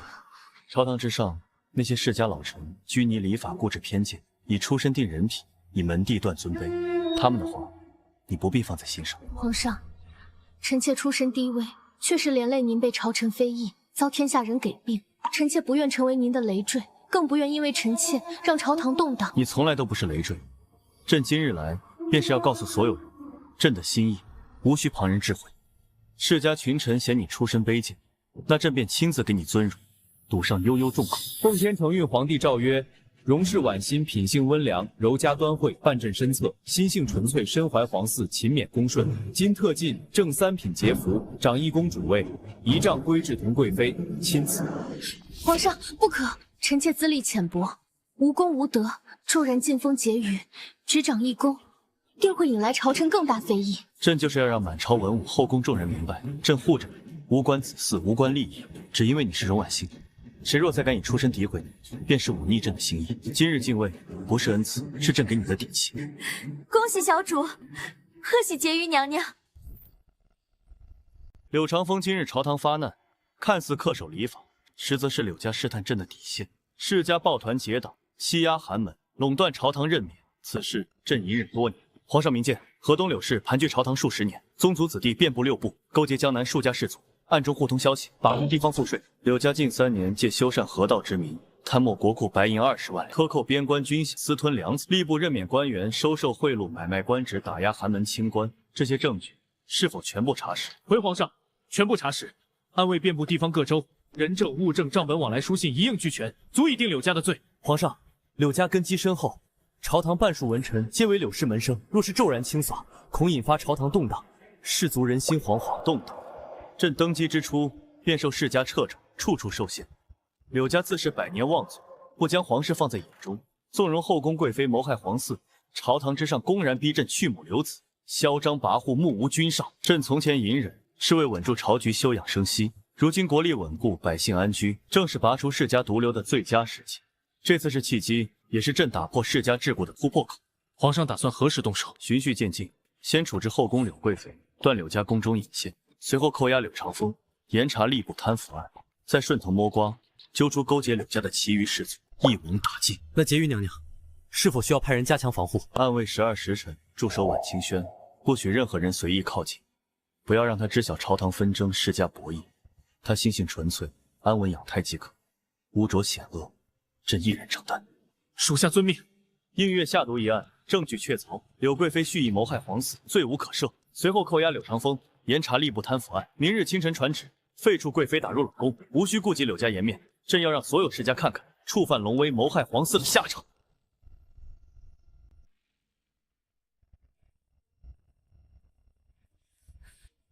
奉天承运，皇帝诏曰：景华宫柳氏身居贵妃之位，不思公己，擅妒成性，纵容贴身宫女投毒，蓄意谋害皇嗣，构陷宫嫔，又教唆外戚朝堂干政，结党施压，扰乱后宫朝堂秩序，罪孽深重，无可宽恕。今废黜柳氏贵妃位分，贬为庶人，即刻打入冷宫，永世不得出宫。柳氏一族尽族自省，钦此。娘娘，奴婢对不起您，是奴婢办事不力，连累娘娘。不必哭。从我父亲朝堂公然逼宫那一刻，我便知晓结局早已注定。柳庶人，请吧。冷宫车辇已在宫外等候，还请莫要让奴才为难。我入宫数载，恪守本分，无大过错。唯一的错，便是爱上一个不爱我的帝王，便是生在世家，沦为朝堂博弈的棋子。我能否见皇上最后一面？皇上有旨，不见。是啊，他从来不想见我。我倾尽真心，数年守候，终究换不来一次回眸。荣婉欣什么都不用做，便能得他倾尽所有偏爱。我穷尽一切，只换来一纸废黜圣旨，冷宫余生。不必押送，我自己走。河东柳氏嫡女，就算跌落尘埃，也绝不会狼狈求饶。皇上，柳庶人已送入冷宫，景华宫宫人尽数遣散，查封宫殿，柳家宗族全部禁足，无诏不得踏出府邸半步。这是他应得的惩罚，朕从未薄待于他，是他执迷不悟，害人害己。皇上，接下来是否要彻查柳家贪墨一案？暂缓几日。婉欣近日心神不宁，不宜见血腥纷争。等他胎相彻底稳固，再收网清算柳。柳娘子，这是今日的饭食。冷宫不比景华宫，没有山珍海味，能有一口吃食，已是皇上开恩。开恩？他对我开过恩吗？贵妃娘娘圣恩眷顾，皇上特命奴才送来江南新进云纹贡绸缎20匹。西域进贡暖玉海棠盆栽2盆，还有南海东珠1套，玉质养颜香膏1箱，尽数赏赐景华宫。娘娘圣眷不衰，皇上纵使不来景华宫留宿，岁岁时令珍品，江南新进新物，从来都是第一份先送入咱们景华宫。我从前总以为他生性冷淡，不近女色，对所有人都一视同仁。我安分守己，耐心等候，以为只要我足够温顺，足够懂事，总有一天能捂热他的心。娘子如今落得这般下场，是不该去招惹那位荣婕妤。皇上护得紧，谁碰谁死。招惹？我哪里招惹他？我不过是看不惯一个卑贱洗衣婢踩在世家贵女的头上。我出身河东柳氏，我生来高贵，凭什么要向一个年近40、出身泥沼的宫女低头？安分点儿，冷宫之内不许喧哗。如今你可不是贵妃，不过是一介戴罪庶人，再敢放肆，便断了你今日吃食！你一个卑贱阉人，也敢对我出言不逊？若我柳家不倒，你这辈子都不配站在我面前说话。家，如今柳尚书闭门思过，族人禁止入京，树倒猢狲散，哪里还有半分望族风光？娘娘，识时务者为俊杰，劝你别再痴心妄想。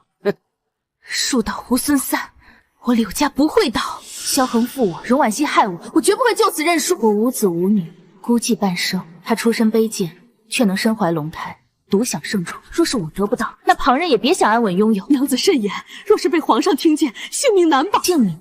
我早已是困在牢笼里的废人，活着不过是苟延残喘。映月被杖毙，家族被打压，我数年真心付诸东流，怎能甘心？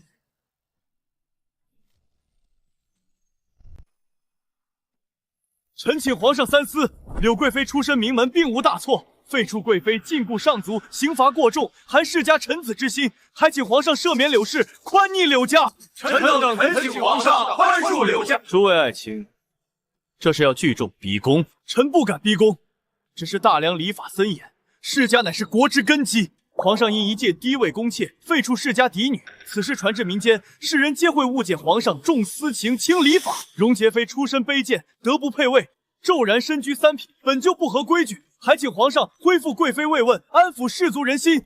臣有本奏，柳贵妃蓄意谋害皇嗣，铁证如山。柳尚书结党营私，干涉后宫，罪证确凿。皇上处置有理有据，并无偏颇。世家子弟依仗门第横行，本就该严加管束，不可纵容。庶子无知，世家稳固朝纲，岂能随意打压？寒门卑贱，怎可凌驾世家之上？够了！朕处置柳家，非因私宠，乃因律法。谋害皇嗣，结党干政，贪墨国库，哪一条不是死罪？朕从轻发落，仅禁足族人罚俸思过，已是格外宽忍。可荣氏出身卑贱，不配为婕妤，不配孕育皇长子。出身，朕再说最后一遍。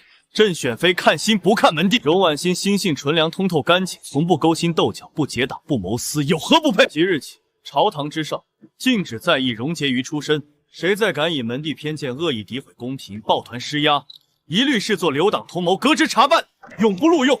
臣遵旨。礼部侍郎盲从朋党，妄议圣才，罚俸3月，贬为从五品主事，以示惩戒。其余附和官员各罚俸1月，严加自省。娘娘，您运中不可过度劳累，歇歇吧。我本就是劳碌命，如今日日安居此处，反倒心中不安。在做什么？皇上，臣妾给未出世的孩子缝制了一件小灵宝。这些上医局自会准备，你要多休息。今日天气和煦，太医说你胎相稳固，适当走动有益于身子，朕陪你出去走走。也好。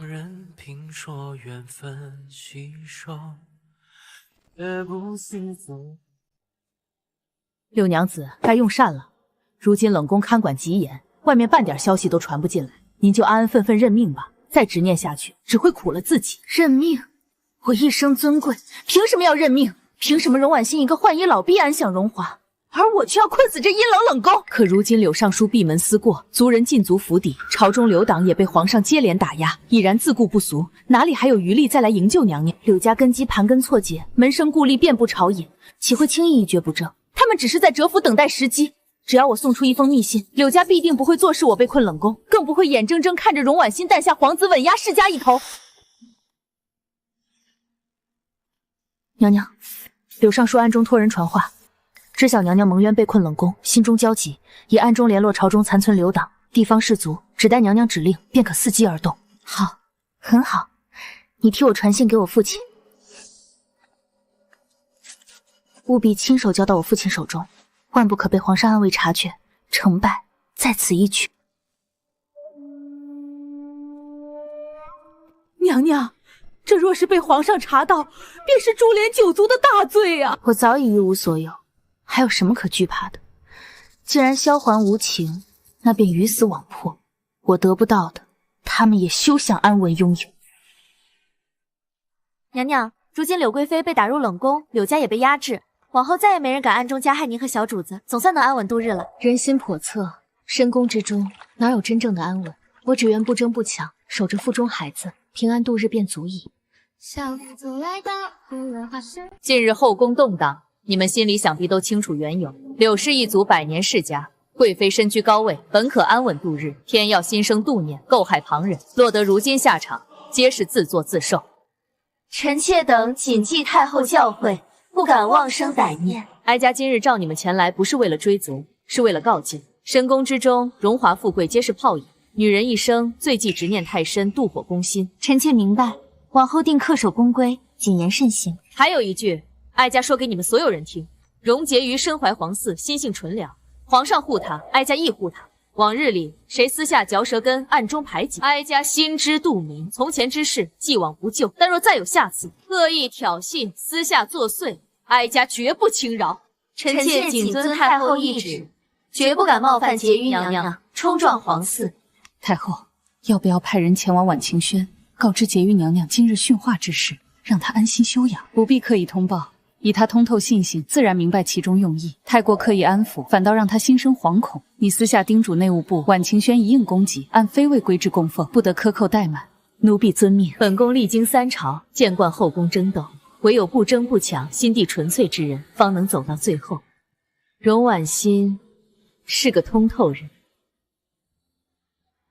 小主，今日太后在长乐宫召见六宫嫔妃，特意当众为您撑腰，教打众人。如今宫里再无人敢随意嚼舌根，暗中刁难了。我知小太后善意，只是这般刻意维护，反倒让我心中不安。小主为何不安？皇上疼爱您，太后体恤您，还有腹中龙胎，这是旁人求不来的福气。你不懂，盛宠之下最易招人记恨。我出身卑微，本就惹人非议，如今太后皇上双双偏护，反倒会让旁人觉得我是魅惑圣心的祸水。可您从未刻意讨好，向来安分守己。深宫之中，是非对错从来不由本心判定。如今只求腹中孩子平安降生，其余繁华，我从不敢贪心奢求。柳娘子，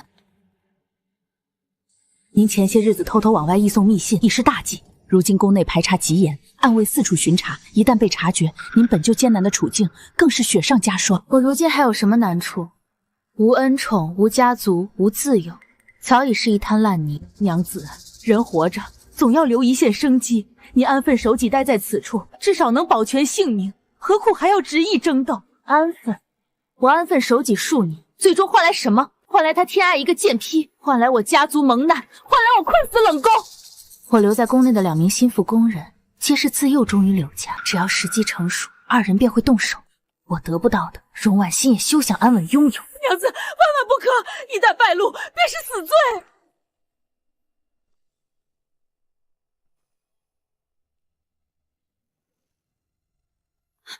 统领大人，奴婢有要事禀报，事关婕妤娘娘安危。若有半句虚言，后果自负。方才奴婢在冷宫墙外打扫，听见妃妃柳氏在宫内安插2名宫人，伺机谋害容婕妤娘娘，为柳家报仇。你可认得那2名宫人？身处何处？奴婢认得，2人混迹杂役宫人之中，分别值守御膳房与偏殿回廊，平日行事低调，不易察觉。你暂且退下，切勿声张，不许向任何人提及此事。若是消息属实，皇上必有赏赐。奴婢明白，奴婢绝不敢多言。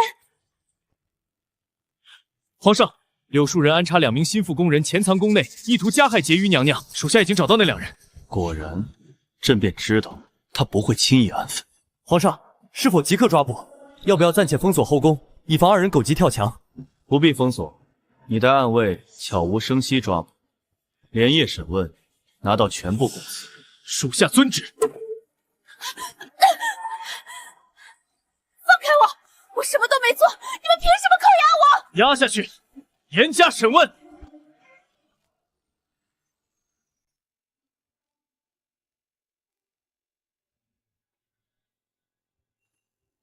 今日宫内可有旁人叨扰？身子是否舒坦？一切安好。今日天气好，腹中孩子也格外安稳。委屈你了。近日宫内纷扰不断，接连生出事端，让你日日费心思虑。臣妾身在深宫，早已习惯纷舟吵闹，只是不愿看见煞罚冷落。柳树人如今困居冷宫，孑然一身，臣妾心中难免感慨。你心善通透，从不记恨他人，朕一直都知晓。但善恶终有报应，他执迷不悟，屡次害人，这是他自取的结局。皇上是否又为臣妾处置了宫人？是。柳家残留暗线，潜藏宫内意图伤你，今日已全部抓获。从今往后，后宫再无柳家势力，无人敢暗中作祟。皇上打算如何处置他们？触犯宫规，意图害命，本就该受惩处。朕留他们性命，已是格外仁慈。婉心，你不必心软，深宫之中，心软最易伤身。臣妾明白皇上苦心。婉心，你记住，无论何时，无论何人，只要敢动你分毫，朕必会尽数斩除。此生漫漫，朕护你到底，绝不放手。你只管安心养胎，其余风雨，朕一人抵挡。太医，我家小主近日偶有犯困，晨起胃口清淡，是否有碍？无妨，此乃孕期正常反应。娘娘气血平和，体质温润，腹中龙胎发育极好，并无亏虚迹象。恭喜皇上，恭喜洁妃娘娘。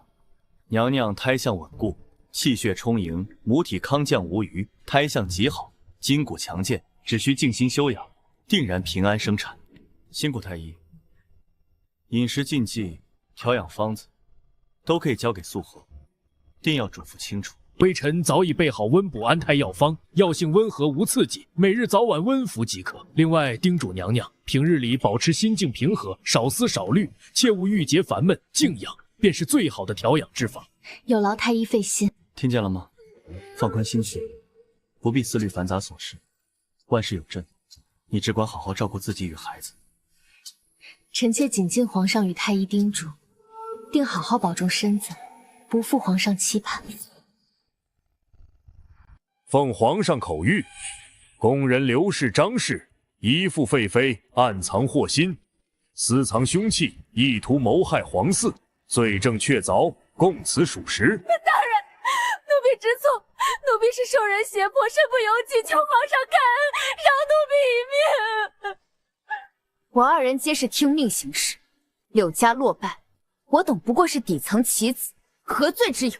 棋子？深宫之中，择主站队便是自己的选择，明知恶行还执意盲从，便要承担后果。皇上仁慈，不忍轻易斩杀宫人，免去你二人死罪。哼！即日起废除宫籍，即刻发配边疆，永世不得回京，终生劳作赎罪。不要！边疆苦寒，奴婢会死在那里，求大人再替我们留情。拖下去，即刻押送出宫，不得拖延。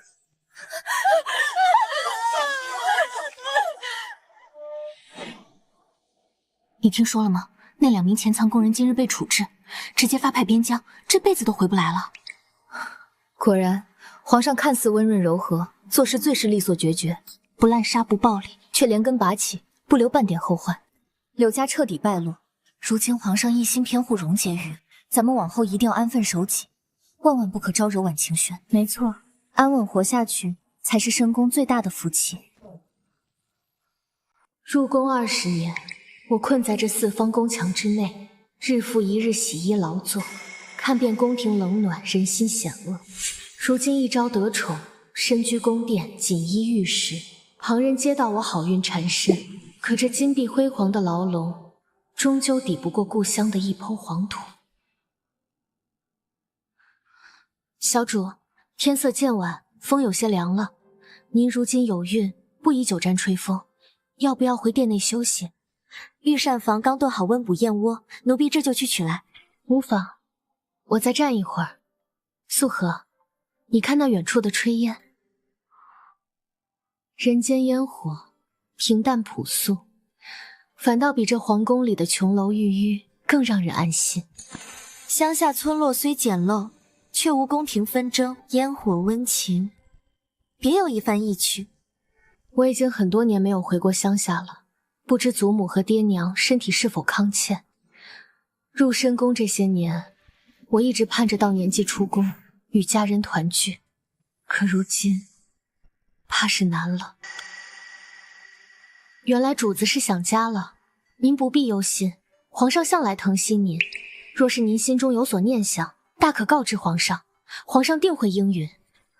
皇上日理万机，朝堂琐事繁杂，后宫诸事亦需费心。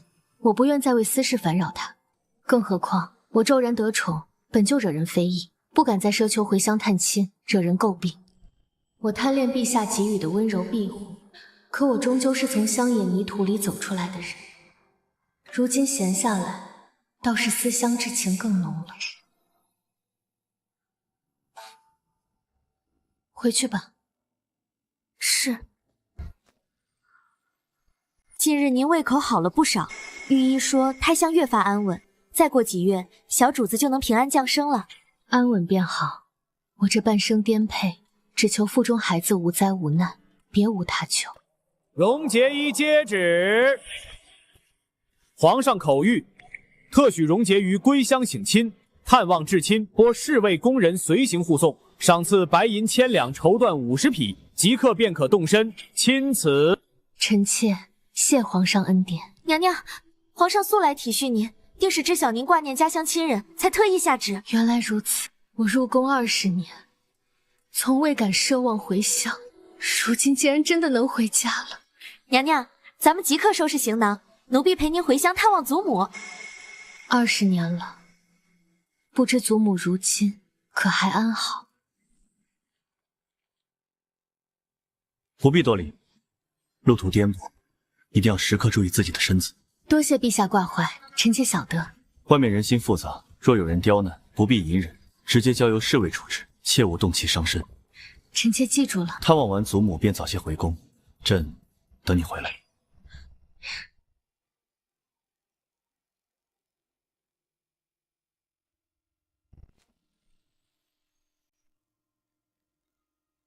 娘娘，吃块桂花糕垫垫肚子，路途遥远，空腹伤身。这糕点是御膳房特制，软糯不腻，最适合孕期食用。皇上倒是想得周全。皇上事事都把您放在心上，听闻您要回乡，连夜吩咐下人备好吃食药材，连夜间保暖的绒毯都准备妥当。此番回乡，我只求见祖母一面，了却心愿，不愿再生事端。奴婢明白，咱们低调行事，探望完祖母便即刻返程，绝不逗留。有侍卫在外守护，无人敢随意冒犯您。这马车好生精致，不知是哪家贵人到访。看随行侍卫的气派，定是城里的大人物。咱们村子许久没来过贵人了。婉心，是我的婉心吗？祖母，是我回来了。回来就好，回来就好，我的好孩子，你总算回来了。祖母，我好想你。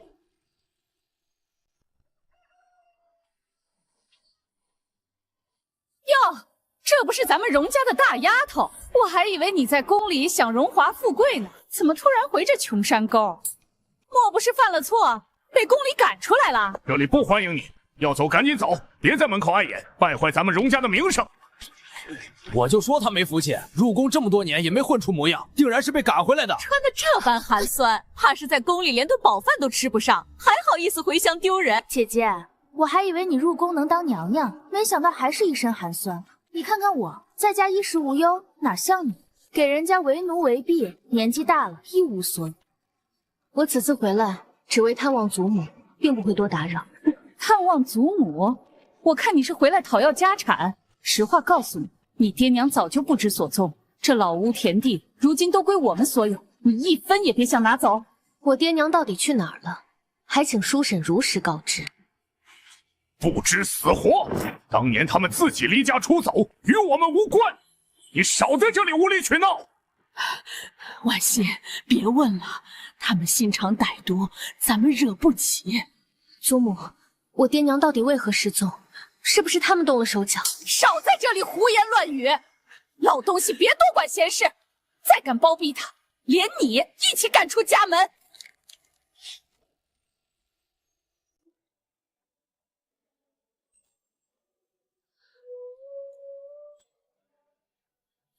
多吃点儿，你身子弱，别饿着自己。我知道，祖母你也吃。荣婉心，我问你，你是不是怀上孩子了？好一个不知廉耻的东西！未嫁先孕，伤风败俗，你是想把我们荣家的脸面丢尽吗？姐姐在宫里混了半辈子，混出一身不干净，回来还要拖累我们。你们说话客气一点。婉心不是那种人，她有苦衷。苦衷？我看就是浪荡。当初她爹娘被赶走，就是一身晦气，如今她更是丢人现眼。我爹娘当年当真被你们赶走，是又如何？他们无能懦弱，占着田地，本就不配留在荣家。如今轮到你，一样碍眼。我就直接告诉你，我们荣家不收你这种不干净的人。等明日天亮，我便召集族人，当众把你赶出村子。你在宫里不知勾搭上什么人，如今怀着孽种回乡，难道想拖累我们一家人被旁人唾骂？你们别胡说，婉心品性端正，绝不是轻浮之人。隐情，我看就是不知廉耻。老东西，少在这里护着他，当心村里人连你一起骂。我求求你们放过婉心，她身子不好，还怀着孩子，经不起折腾。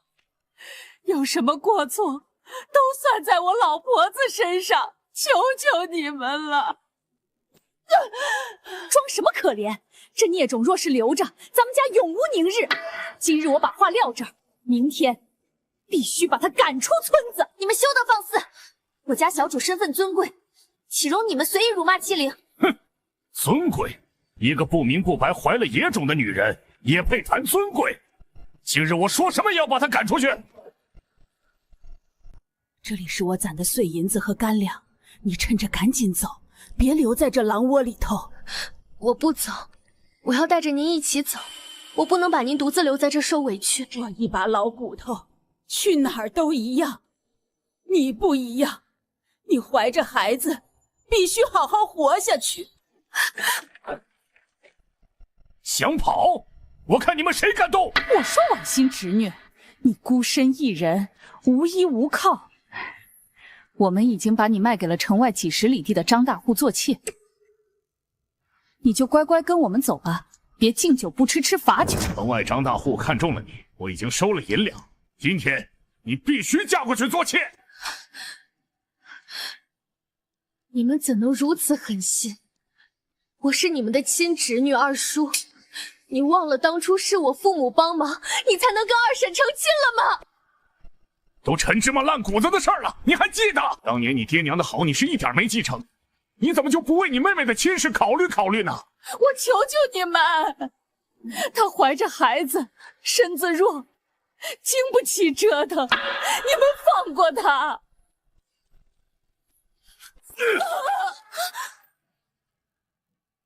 老东西，别碍事儿！今天谁拦着，我就赶谁出去。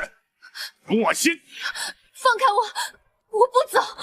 少废话，赶你走也太便宜你了。今天直接把你送走，永绝后患，还能给我闺女多攒点嫁妆。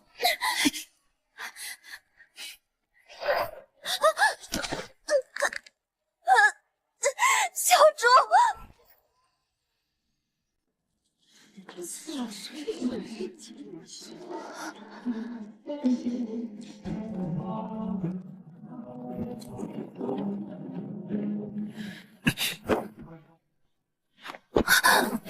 你是何人？竟敢插手我们家事！赶紧滚开！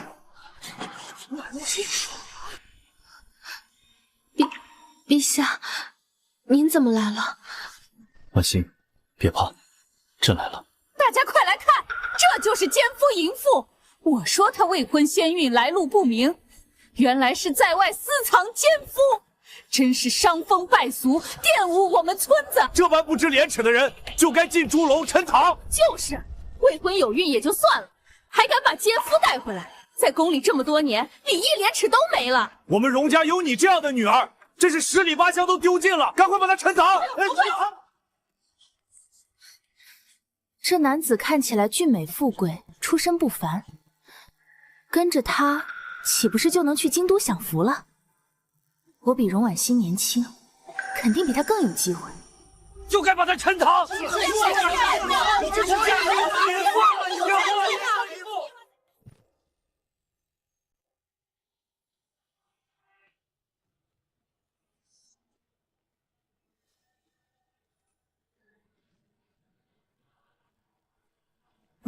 贵人，小人有眼无珠，方才多有冒犯，冲撞了贵人，求贵人高抬贵手，饶我们一条贱命。是我们瞎了眼，是我们狼心狗肺，不该污蔑贵人，不该苛待婉欣，求贵人恕罪，千万不要降罪。公子，您瞧瞧我姐姐，她年纪大又未婚先孕，身子污浊不堪，根本配不上您这般尊贵的人物。我不一样，我年轻貌美，清白无瑕，从未出过阁，性子温顺又听话。我姐姐心思粗鄙，不懂伺候人，而我自小学习家务，温柔体贴，定会把您伺候得妥妥帖帖，衣食起居无一不周。只要公子带我离开，我愿一辈子侍奉您，绝不反悔。贵人，小女天资出众，模样标致，性情柔顺，比荣婉欣优秀100倍，不如您一并收下，让小女贴身伺候，姐妹二人一同侍奉您，岂不美哉？是啊，贵人，我家小女乖巧懂事，还略懂女红厨艺，样样精通，定能让您称心如意。求贵人发发善心，带她一同回京，我们一家人必定感恩戴德，永世不忘您的恩情。这一家人真是无耻至极，方才还凶狠歹毒，扬言要将婉欣卖入大户陈塘进猪笼，如今看清权贵身份，便卑躬屈膝，谄媚讨好，甚至不惜主动献上亲生女儿，一家人唯利是图，薄情寡义。婉欣在这个家里长大，得吃了多少苦啊！方才叫嚣着要进猪笼要卖人，现在又跪地求饶，前居后宫，趋炎附势，你们一家当真叫人恶心。哼，贵人又如何？我们自家管教侄女，轮得到外人插手？她本就名声败坏，未婚先孕，放在哪一村都是要被处置的。没错，我们好心收留她，她不知感恩，反倒在外胡乱苟合。我们把她送走，是替村子除坏，轮得到你一个外人插嘴吗？我姐姐素来任性，谁都管不住，也难怪我父母狠心。换做旁人，早就把她赶出村子了。说的没错，这种不知廉耻的女子不能留，她会害了整个村子的清白小女孩。谁知道她是不是真的贵人？说不定只是荣婉仙的奸夫。祖宗规矩不能败坏，我们将他们一起沉塘了。一起沉塘！胡说八道！我家小主身份尊贵，腹中孩子名正言顺，岂是你们随意污蔑的？切，尊贵？尊贵怎么会怀孕了回乡下狼狈躲着？我看就是在城里混不下去，怀着野种跑回来避难。还有你，用一块假令牌装权贵，骗得了旁人，骗不了我。我今日就把话放在这儿，这丫头我必须带走。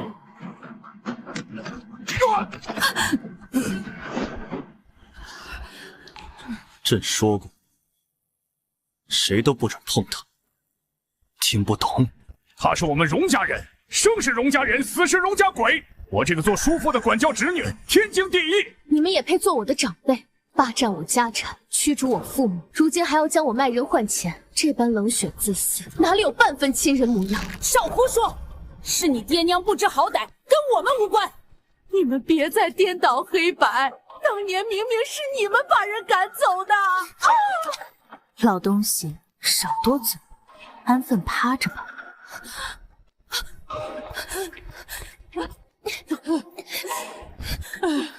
祖母自小照看你，你怎么能如此对她？你还有没有良心？他自己腿脚不利索，关我什么事儿？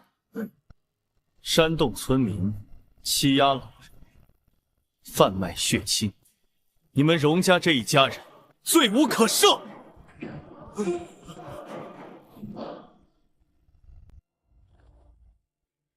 诸位乡亲，这荣婉欣未嫁先孕，不知廉耻，身边男子来路不明，分明是奸夫。二人败坏祖宗规矩，如今还带人来欺压咱们荣家村绝不能轻饶认怂。尔等无知，不分青红皂白肆意伤人，可知后果？后果？在我们村子里，我们的规矩就是天理，今日插翅难飞。给我上！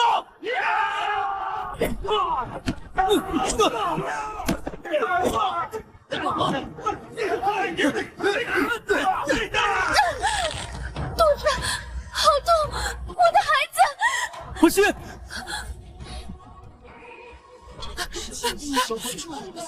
求求你们放过她吧，她怀着身孕，经不起折腾。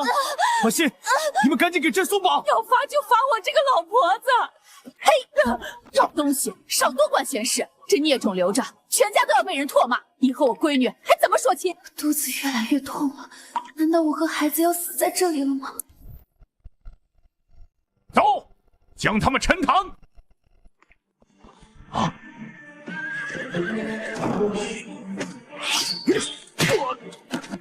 属下救驾来迟，吾皇万岁万岁万万岁！荣结于千岁千千岁！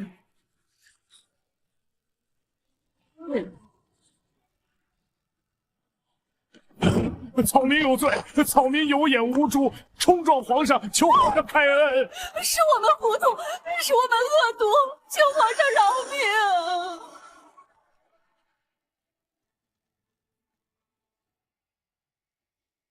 皇上，民女知错，都怪我姐姐不知检点，玷污龙颜。我愿代替姐姐侍奉皇上，求皇上垂怜。滚！狼心狗肺之辈，不配与他相提并论。传朕旨意，即刻搜寻婉欣父母，速速带回。荣家书审恶毒行凶，打入天牢；起哄伤人村民，杖责50。堂妹心思歹毒，蓄意攀附害人，发配边疆。遵旨。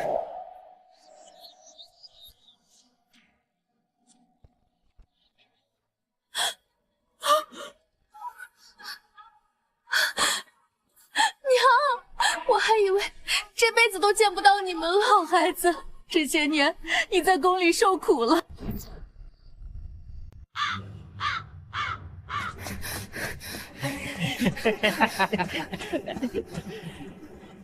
这些银子给你们，我要荣婉欣一尸两命。今日天黑之前，我要看到她彻底消失。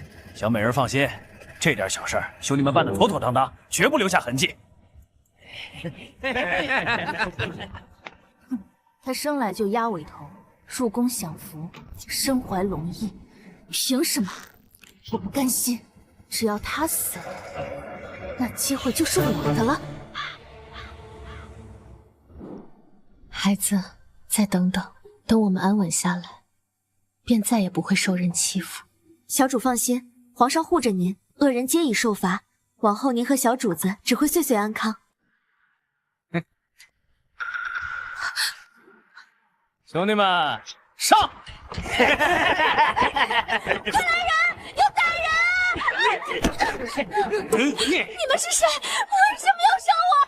有人花钱买你性命，要怪就怪你得罪了不该得罪的人。我的孩子，求求你们放过我的孩子！小主，婉心。皇上，奴婢有罪，弄丢了主子，奴婢来不及呼喊，被打晕，等再醒来就不见了人影。先找人，全员散开，一寸不漏搜寻。若是婉心有伤，你们所有人一律理罚。遵命。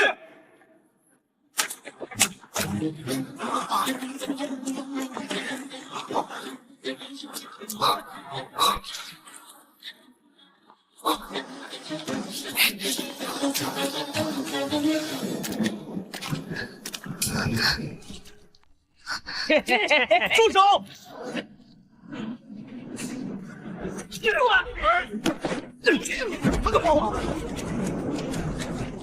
婉心，婉心，陛下，肚子，孩子，好痛。我在，婉心，别怕，朕来了，没人再敢伤你，撑住。皇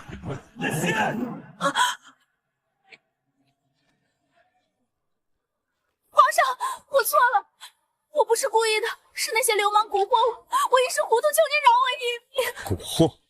你亲手拿银两收买歹人，蓄意谋害皇嗣，现在居然还敢说是蛊惑？不是这样的，这都是他的错。凭什么他人老色衰，却能得贵人偏爱？我不甘心，我真的知道错了。够了！传朕旨意，此女蛇蝎心肠，永久流放边关，世代不得归乡。是。婉心，你挺住，我带你回家。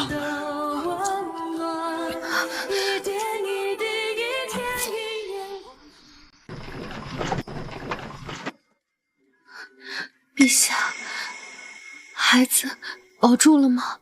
我好怕。放心，御医早已在宫中候命，定然会护住你和孩子。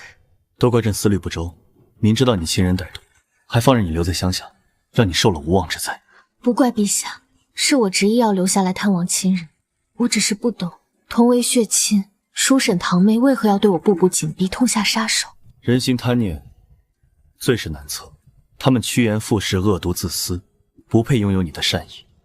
从今往后，除了岳父岳母和祖母，不必再念及这些人。朕的家人，便是你的家人。皇宫于我而言，曾是囚笼，可如今，唯有待在陛下身边，我才敢安心入眠。那朕便永远做你的避风港。往后深宫内外，无论何人，但凡敢欺你、伤你，朕必严惩不贷。等你平安生产，朕要给你世间尊荣，光明正大护你一世。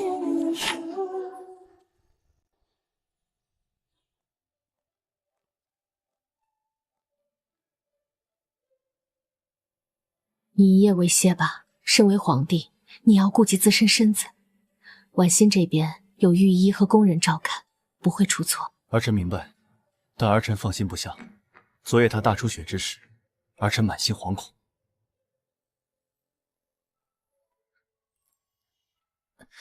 臣妾参见太后娘娘。别动，好好躺着。哀家听闻你在乡下受了委屈，被歹人陷害，实在心疼。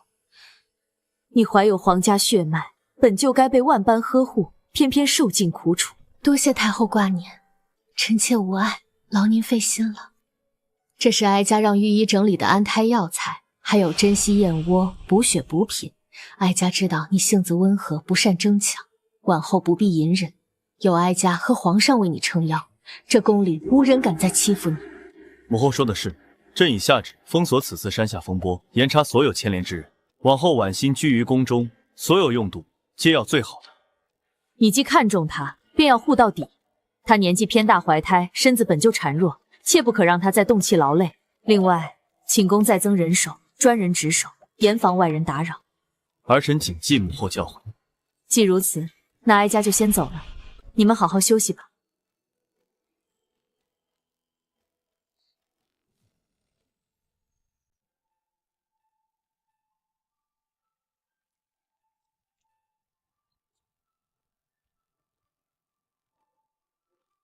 皇上，荣小主，安胎汤药已然熬制完成。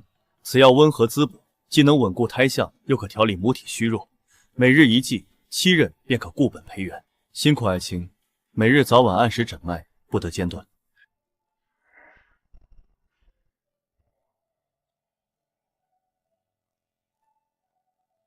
陛下国事繁忙，不必事事亲力亲为，交由宫人便可。旁人照料，朕终究不放心。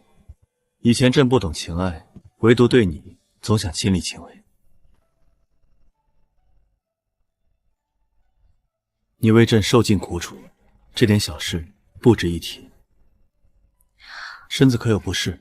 小腹还会隐隐作痛吗？有陛下照料，早已不痛了。从前我只求安稳度日，苟活于深宫，从未敢奢望这般温柔偏爱。你值得世间所有温柔。待你平安生产，朕便昭告六宫，敬你位分，给你无上荣宠。往后岁岁年年，朕陪你看花赏月，远离纷争，安稳度日。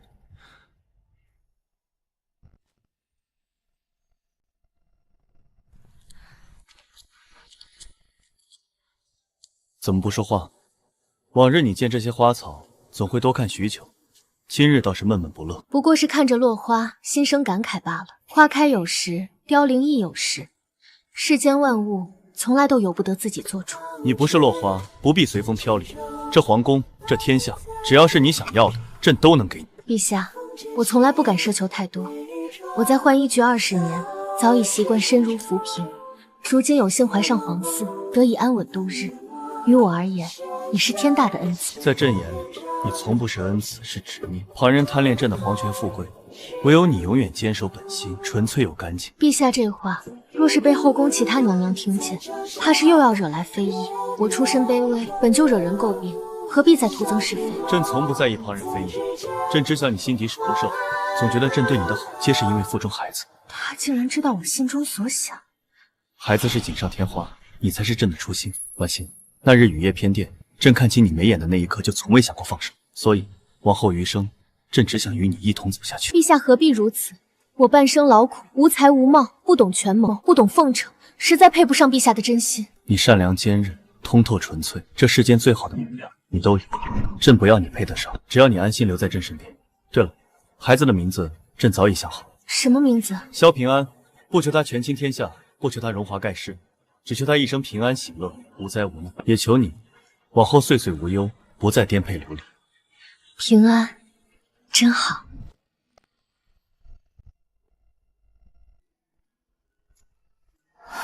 别动，怀着身孕不必多礼，仔细抻到身子。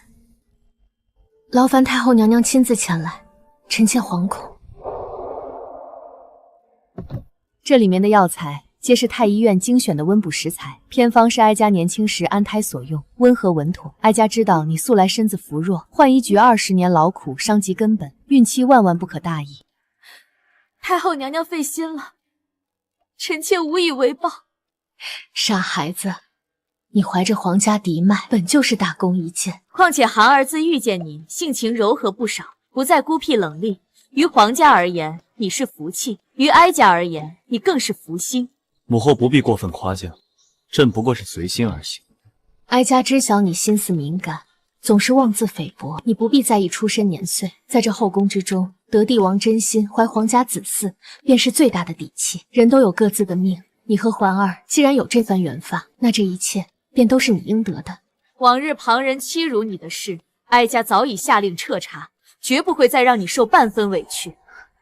多谢太后娘娘庇护，孩子还有月余便要降生，生产之时万万不可马虎，切忌忌寒忌躁，少思虑，多静养，切勿心软迁就旁人。后宫人心复杂，你性子太软，极易受人拿捏。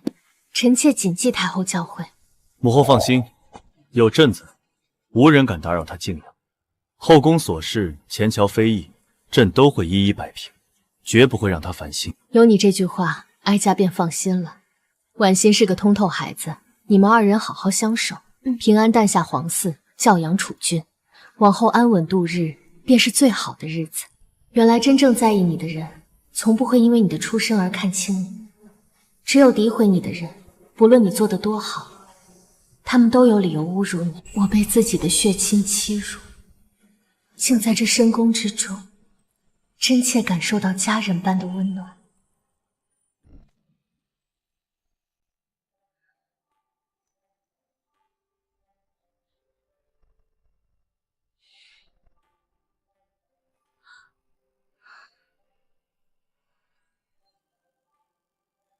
陛下，夜深路重，朝堂事务繁忙，您怎还未歇息？不必为我如此操劳。朕不累，你孕期难熬，夜夜睡不安稳，朕能为你分担些许苦楚，心中方能安心。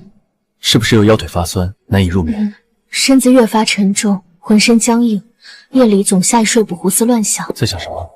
不必藏在心底，跟朕说说。陛下，我有些害怕。我听闻生产凶险，不少女子艰难平安生产，我怕自己熬不过去，更怕若是出事，留孩子孤身一人，在这深宫无依无靠。他素来隐忍坚强，极少袒露恐惧，此刻卸下所有防备，直白道出，定然是害怕极了。不许胡思乱想，朕是天子，咱们的孩子是有龙期必有的。况且朕已经召集宫中最好的御医，经验了得的产婆，守在寝宫之外，万事皆有万全之策。可生老病死，世事难料。我总怕这一切都是一场幻梦，转瞬即逝。不是幻梦，你拥有的一切都是朕亲手给你的，无人能夺走。婉心，看着朕，朕向你许诺，你和孩子一个都不会有事，无论前路如何，朕永远护在你们身前。有陛下这句话，我便什么都不怕了。安心睡吧，朕陪着你，今夜寸步不离。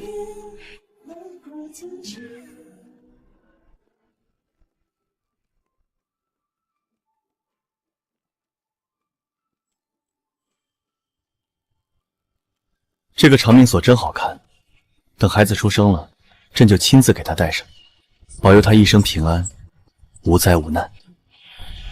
这个长命锁，孩子一定会喜欢的。婉心，你看这些东西，都是朕特意让人准备的，都是最好的，给我们的孩子最好的一切。陛下，你真是太好了，谢谢你为我和孩子做了这么多。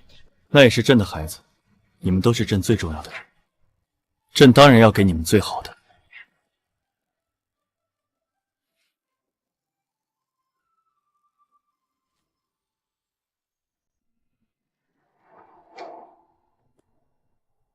距离荣结于生产只剩几日，所有生产事宜是否全部妥当？陛下放心，臣等每日按时为小主诊脉，胎相稳固，胎尾端正，并无异样。近几日搭配温补安胎药方，专门补足小主体内气血，为生产补充体力。你们都清楚，她早年多劳累，身子底子很差，药方药性务必温和缓慢，不可猛药催补，伤了母体。臣明白，所有药材皆是上等贡品，药性温润，不会伤及小主。产房现已封闭恒温，炭火日夜不断。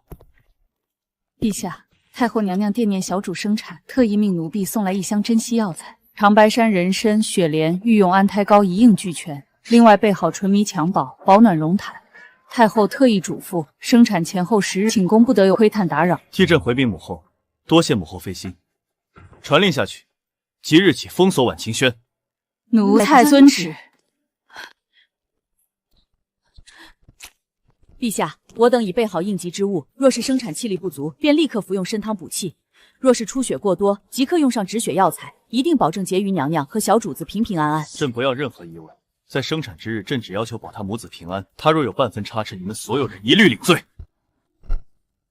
我等定拼尽全力护小主皇嗣平安，绝不负陛下嘱托。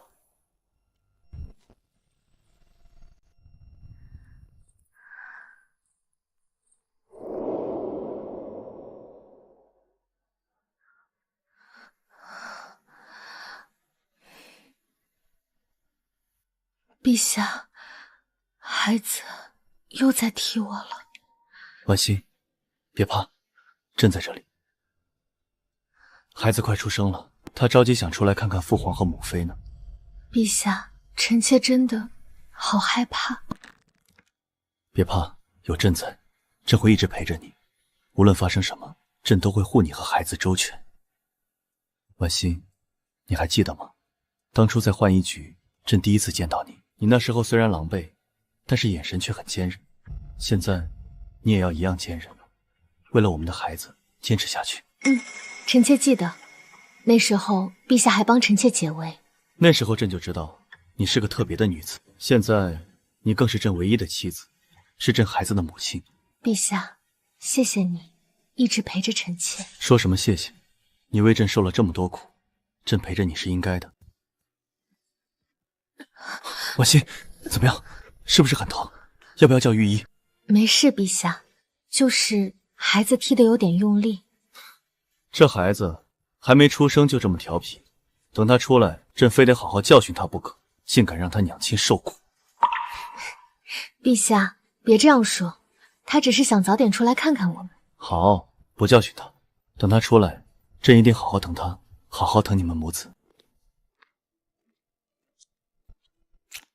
陛下，荣小主，热茶来了。放下吧，苏荷，你也去歇着吧，这里有朕陪着就行。是，陛下。荣小主，奴婢就在外面守着，有什么事您随时叫奴婢。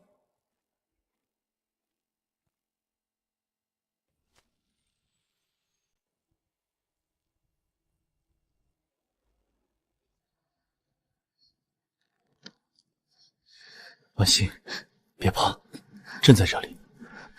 你要是疼就喊出来，别忍着。陛下，臣妾没事。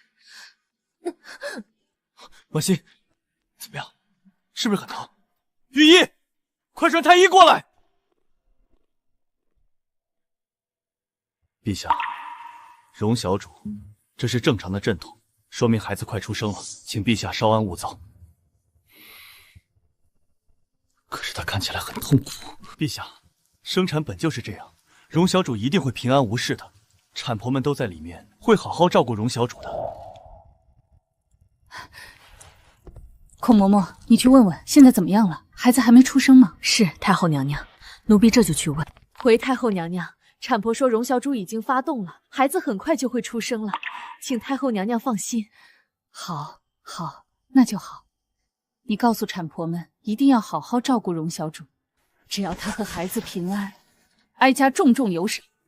是，太后娘娘，奴婢这就去传旨。婉欣，你一定要坚持住，朕在外面等着你和孩子，你们一定要平安出来。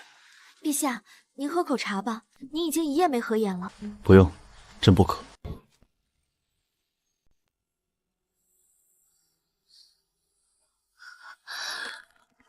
荣小主，用力，再用力，孩子就快出来了。荣小主，深呼吸，跟着奴婢的节奏来，吸气，呼气。用力，孩子的头已经出来了。荣小主，加油，就差一点了。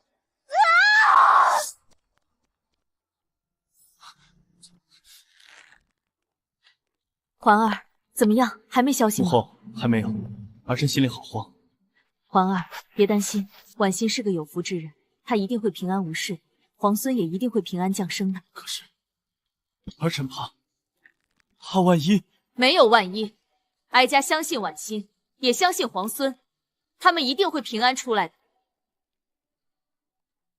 荣小谷，你一定要平安，小皇子，你一定要平安出来。陛下，太后娘娘生了，是个小皇子，母子平安。朕有皇子了！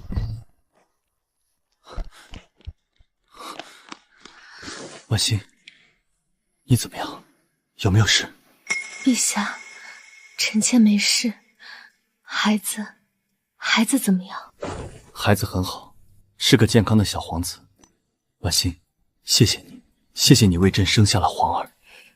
陛下，这是臣妾应该做的。陛下，您看小皇子多可爱啊！皇儿，你终于来了。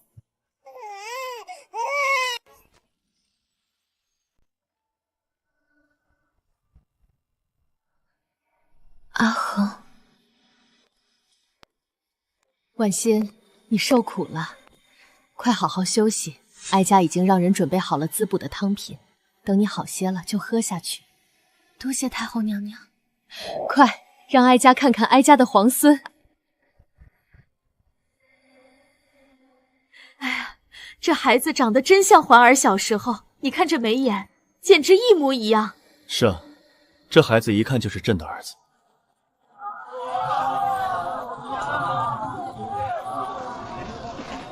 听说了吗？陛下喜得皇子，这可是大梁的大喜事啊！是啊，终于有皇子了，大梁后继有人了。走，咱们也去皇宫门口看看，沾沾喜气。奉天承运，皇帝诏曰：杰夫荣氏，贤良淑德，但欲皇长子，朕心甚悦，特赦天下，举国同庆。吾皇万岁万岁万万岁！婉心，你放心，朕一定会好好照顾你和孩子，让你们母子俩一辈子都幸福快乐。陛下。好了，婉心刚生产完，需要好好休息，咱们先出去吧，让婉心好好睡一觉。好，母后说的是，婉心，你好好休息，朕就在外面守着你。陛下。素禾，你们留下来照顾好你们的主人。是。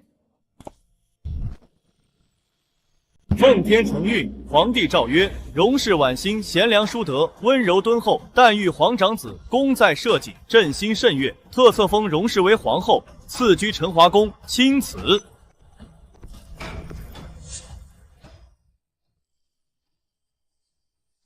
臣妾谢陛下隆恩，吾皇万岁万岁万万岁！皇后平身。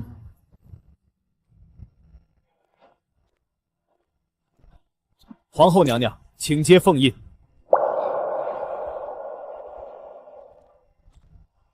谢陛下。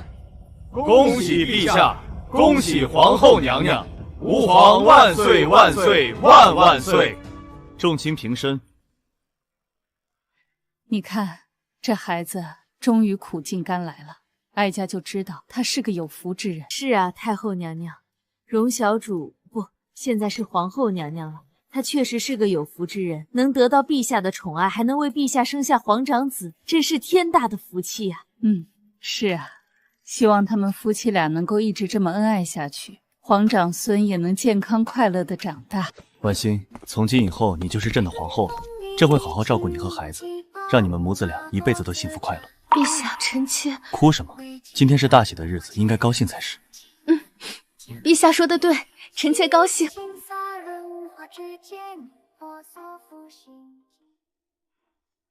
众卿听着，从今以后，谁要是敢对皇后不敬，就是对朕不敬，朕定不轻饶。臣等遵旨，吾皇万岁万岁万万岁！这真的不是梦吗？从今天起，我真的不再是那个任人欺负的浣衣局嬷嬷，而是大梁尊贵的皇后，是皇帝最宠爱的女人，是皇长子的母亲。而这一切，都要感谢眼前的这个男人，萧后。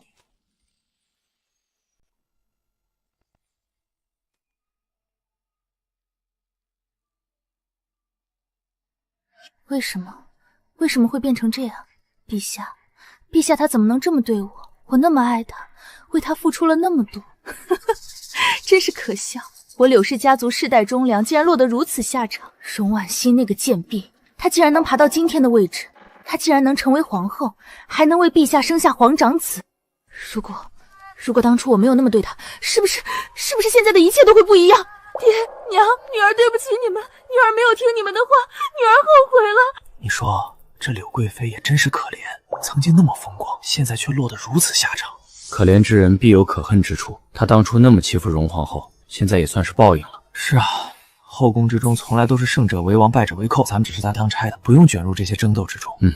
咱们只要守好这冷宫，别让任何人进出就行了。罢了，一切都是命，我的人生已经彻底结束，只能在这冷宫中终老，再也没有机会出去了。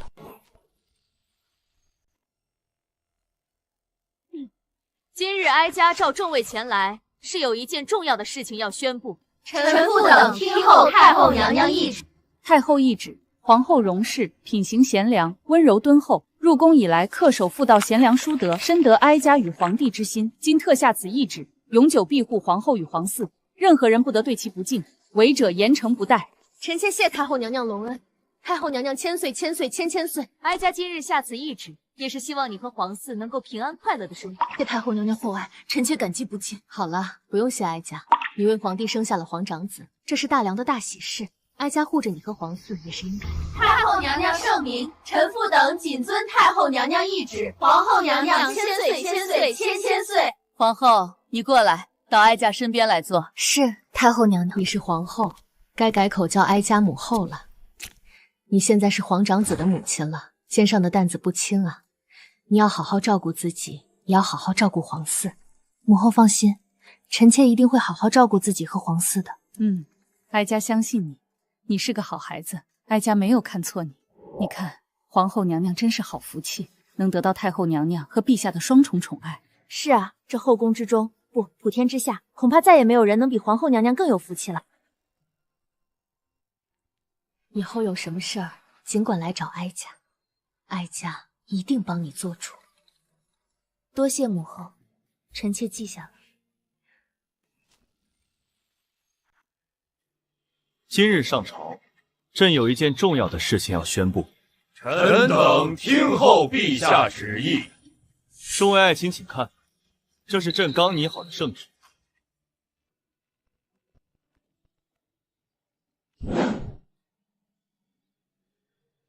朕在此宣告，自今日起，废除六宫，永不纳妃。朕这一生，唯爱容婉心一人。陛下圣明，臣等遵旨。吾皇万岁万岁万万岁！众卿平身。朕知道这个决定可能会让很多人感到意外，但朕心意已决，任何人都不能改变。朕这一生只爱容婉心一人，只愿与她携手共度一生。陛下情深意重，臣等敬佩。好了，今日早朝就到这里，众卿退下吧。臣等告退。陛下，您真的决定了吗？废除六宫，永不纳妃，这在大梁的历史上还是第一次啊！朕这一生只爱容婉心一人，只愿与她携手共度一生。陛下真是情深意重，皇后娘娘真是好福气啊！是啊，婉心她值得朕这样对待，她为朕付出了那么多，受了那么多苦，朕应该用一生的爱来回报她。陛下说的是。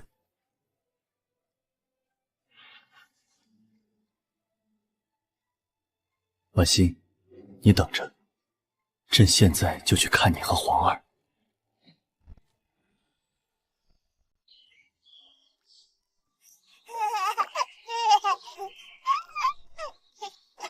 你看，陛下、皇后娘娘和小皇子多幸福啊！是啊，这才是真正的天伦之乐呢。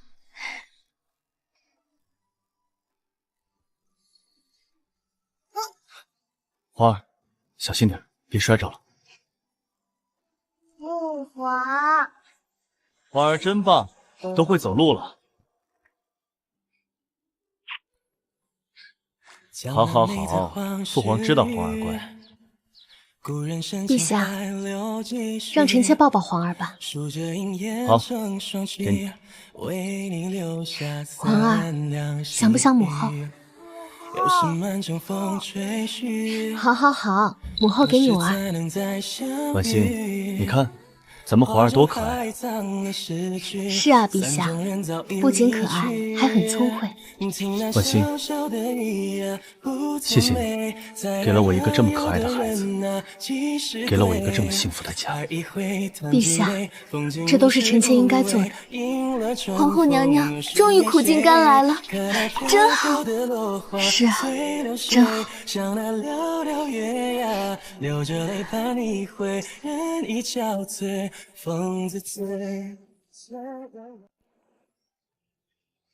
婉心，这茶味道不错，你尝尝。确实不错，香醇可口。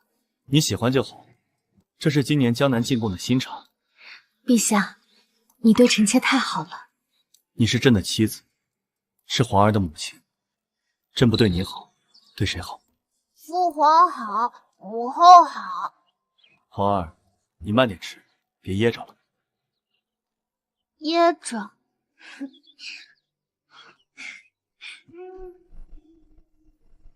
容婉欣，你这个贱婢，竟然敢偷懒！看我不打死你！容婉欣，你这个贱婢，竟然敢勾引陛下，看我不罚死你！